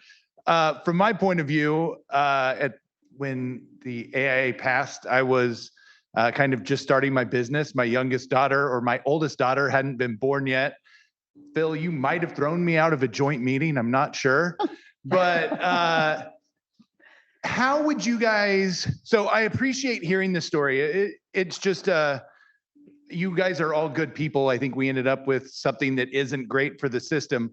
If you went back knowing what you know now, what would you change about the way you either talked with each other or thought about this? Because I know I was one of the guys standing there, yelling, "The sky is falling," but I was looked at like I was yelling, "The sky is falling." And, but now we can kind of look back and see at least I was partially right. I was probably too young to know exactly what I was talking about, but what would you go back and change? Dave, you want to start? And Phil, Yeah, I would. Knowing what we now know, I probably would do something like put a strict rule in place. Maybe it's a one and done, and that's not perfectly fair. I get it, but you've always got the district court as a backstop. But something simple like that would make this process particularly the part of it, the IPR part that goes on potentially forever, so that it produces definitive closure. Phil, what would you do differently? Well, I wish instead of spending 60% of my time trying to preserve patent damages and remedies and less time on the other, I'd flipped those percentages. But I am concerned. I don't recall ever throwing you out of anything, but I would confess both my mother and my father were inventors, and throughout the process, I was concerned and still am concerned about the individual inventors and the small businesses and the startups, because I think they're the ones that are suffering most under the system we have now. Lori? Yeah, I guess I would echo Dave's proposal. I mean, what I was going to say kind of flippantly was like, and we really mean it. Like the estoppel Bold and standard is this, and we underline. really mean it. Yeah. Because it is hard to understand how we got to where we are when there was so much thought and effort put into, you know, building in these various safeguards. So really, but again, it kind of speaks to the fact that we do need to understand where the system is breaking down to really, know how to fix it. And I agree with Dave that this, stronger Patents Act makes a concerted effort to do that. But I continue to worry that even if you make improvements through legislation, you'll continue to see the sort of gamesmanship and abuse. So I like the idea of having more stringent rules, less discretion, just so it kind of helps mitigate that more. I think as long as you have a system where in order to get the business, you have to cater to the petitioner, that there could be an inherent bias that you see the petitioners as your customers, so to speak. And the idea of the off-ramp to ex parte reexamination might balance that, because if the patent owner sees that as a fairer forum than the PTAB, then they'll elect to go there, and the PTAB may work harder to be sure that they're being even-handed. So just closing out the conversation, I think, we've certainly given a bit more, not a comprehensive, but a good sense of kind of the history of some of the goals. I would advocate that as we're looking to make changes, we keep looking back at those goals and seeing if we met them. Certainly there are a lot of ways the system was used that we didn't expect or certainly was not intended. And I like to end on a good note, which is I think we got to hear from the current director, who seems to be actively looking at a lot of these issues, actively opening the door to try to address some of these issues and think about and come up with new solutions to address them. So that's a good thing for the system. And with that, I'll thank the panel, Phil, Dave, and Lori, for sharing your memories of the time that we spent to try to implement something that helps inventors. And we'll continue to work to fix it. If she'd been here, would have agreed with everything. Every single thing that we said, absolutely. And she's continuing to work, I know, in the background on some of these solutions. So thank you all. Thank you.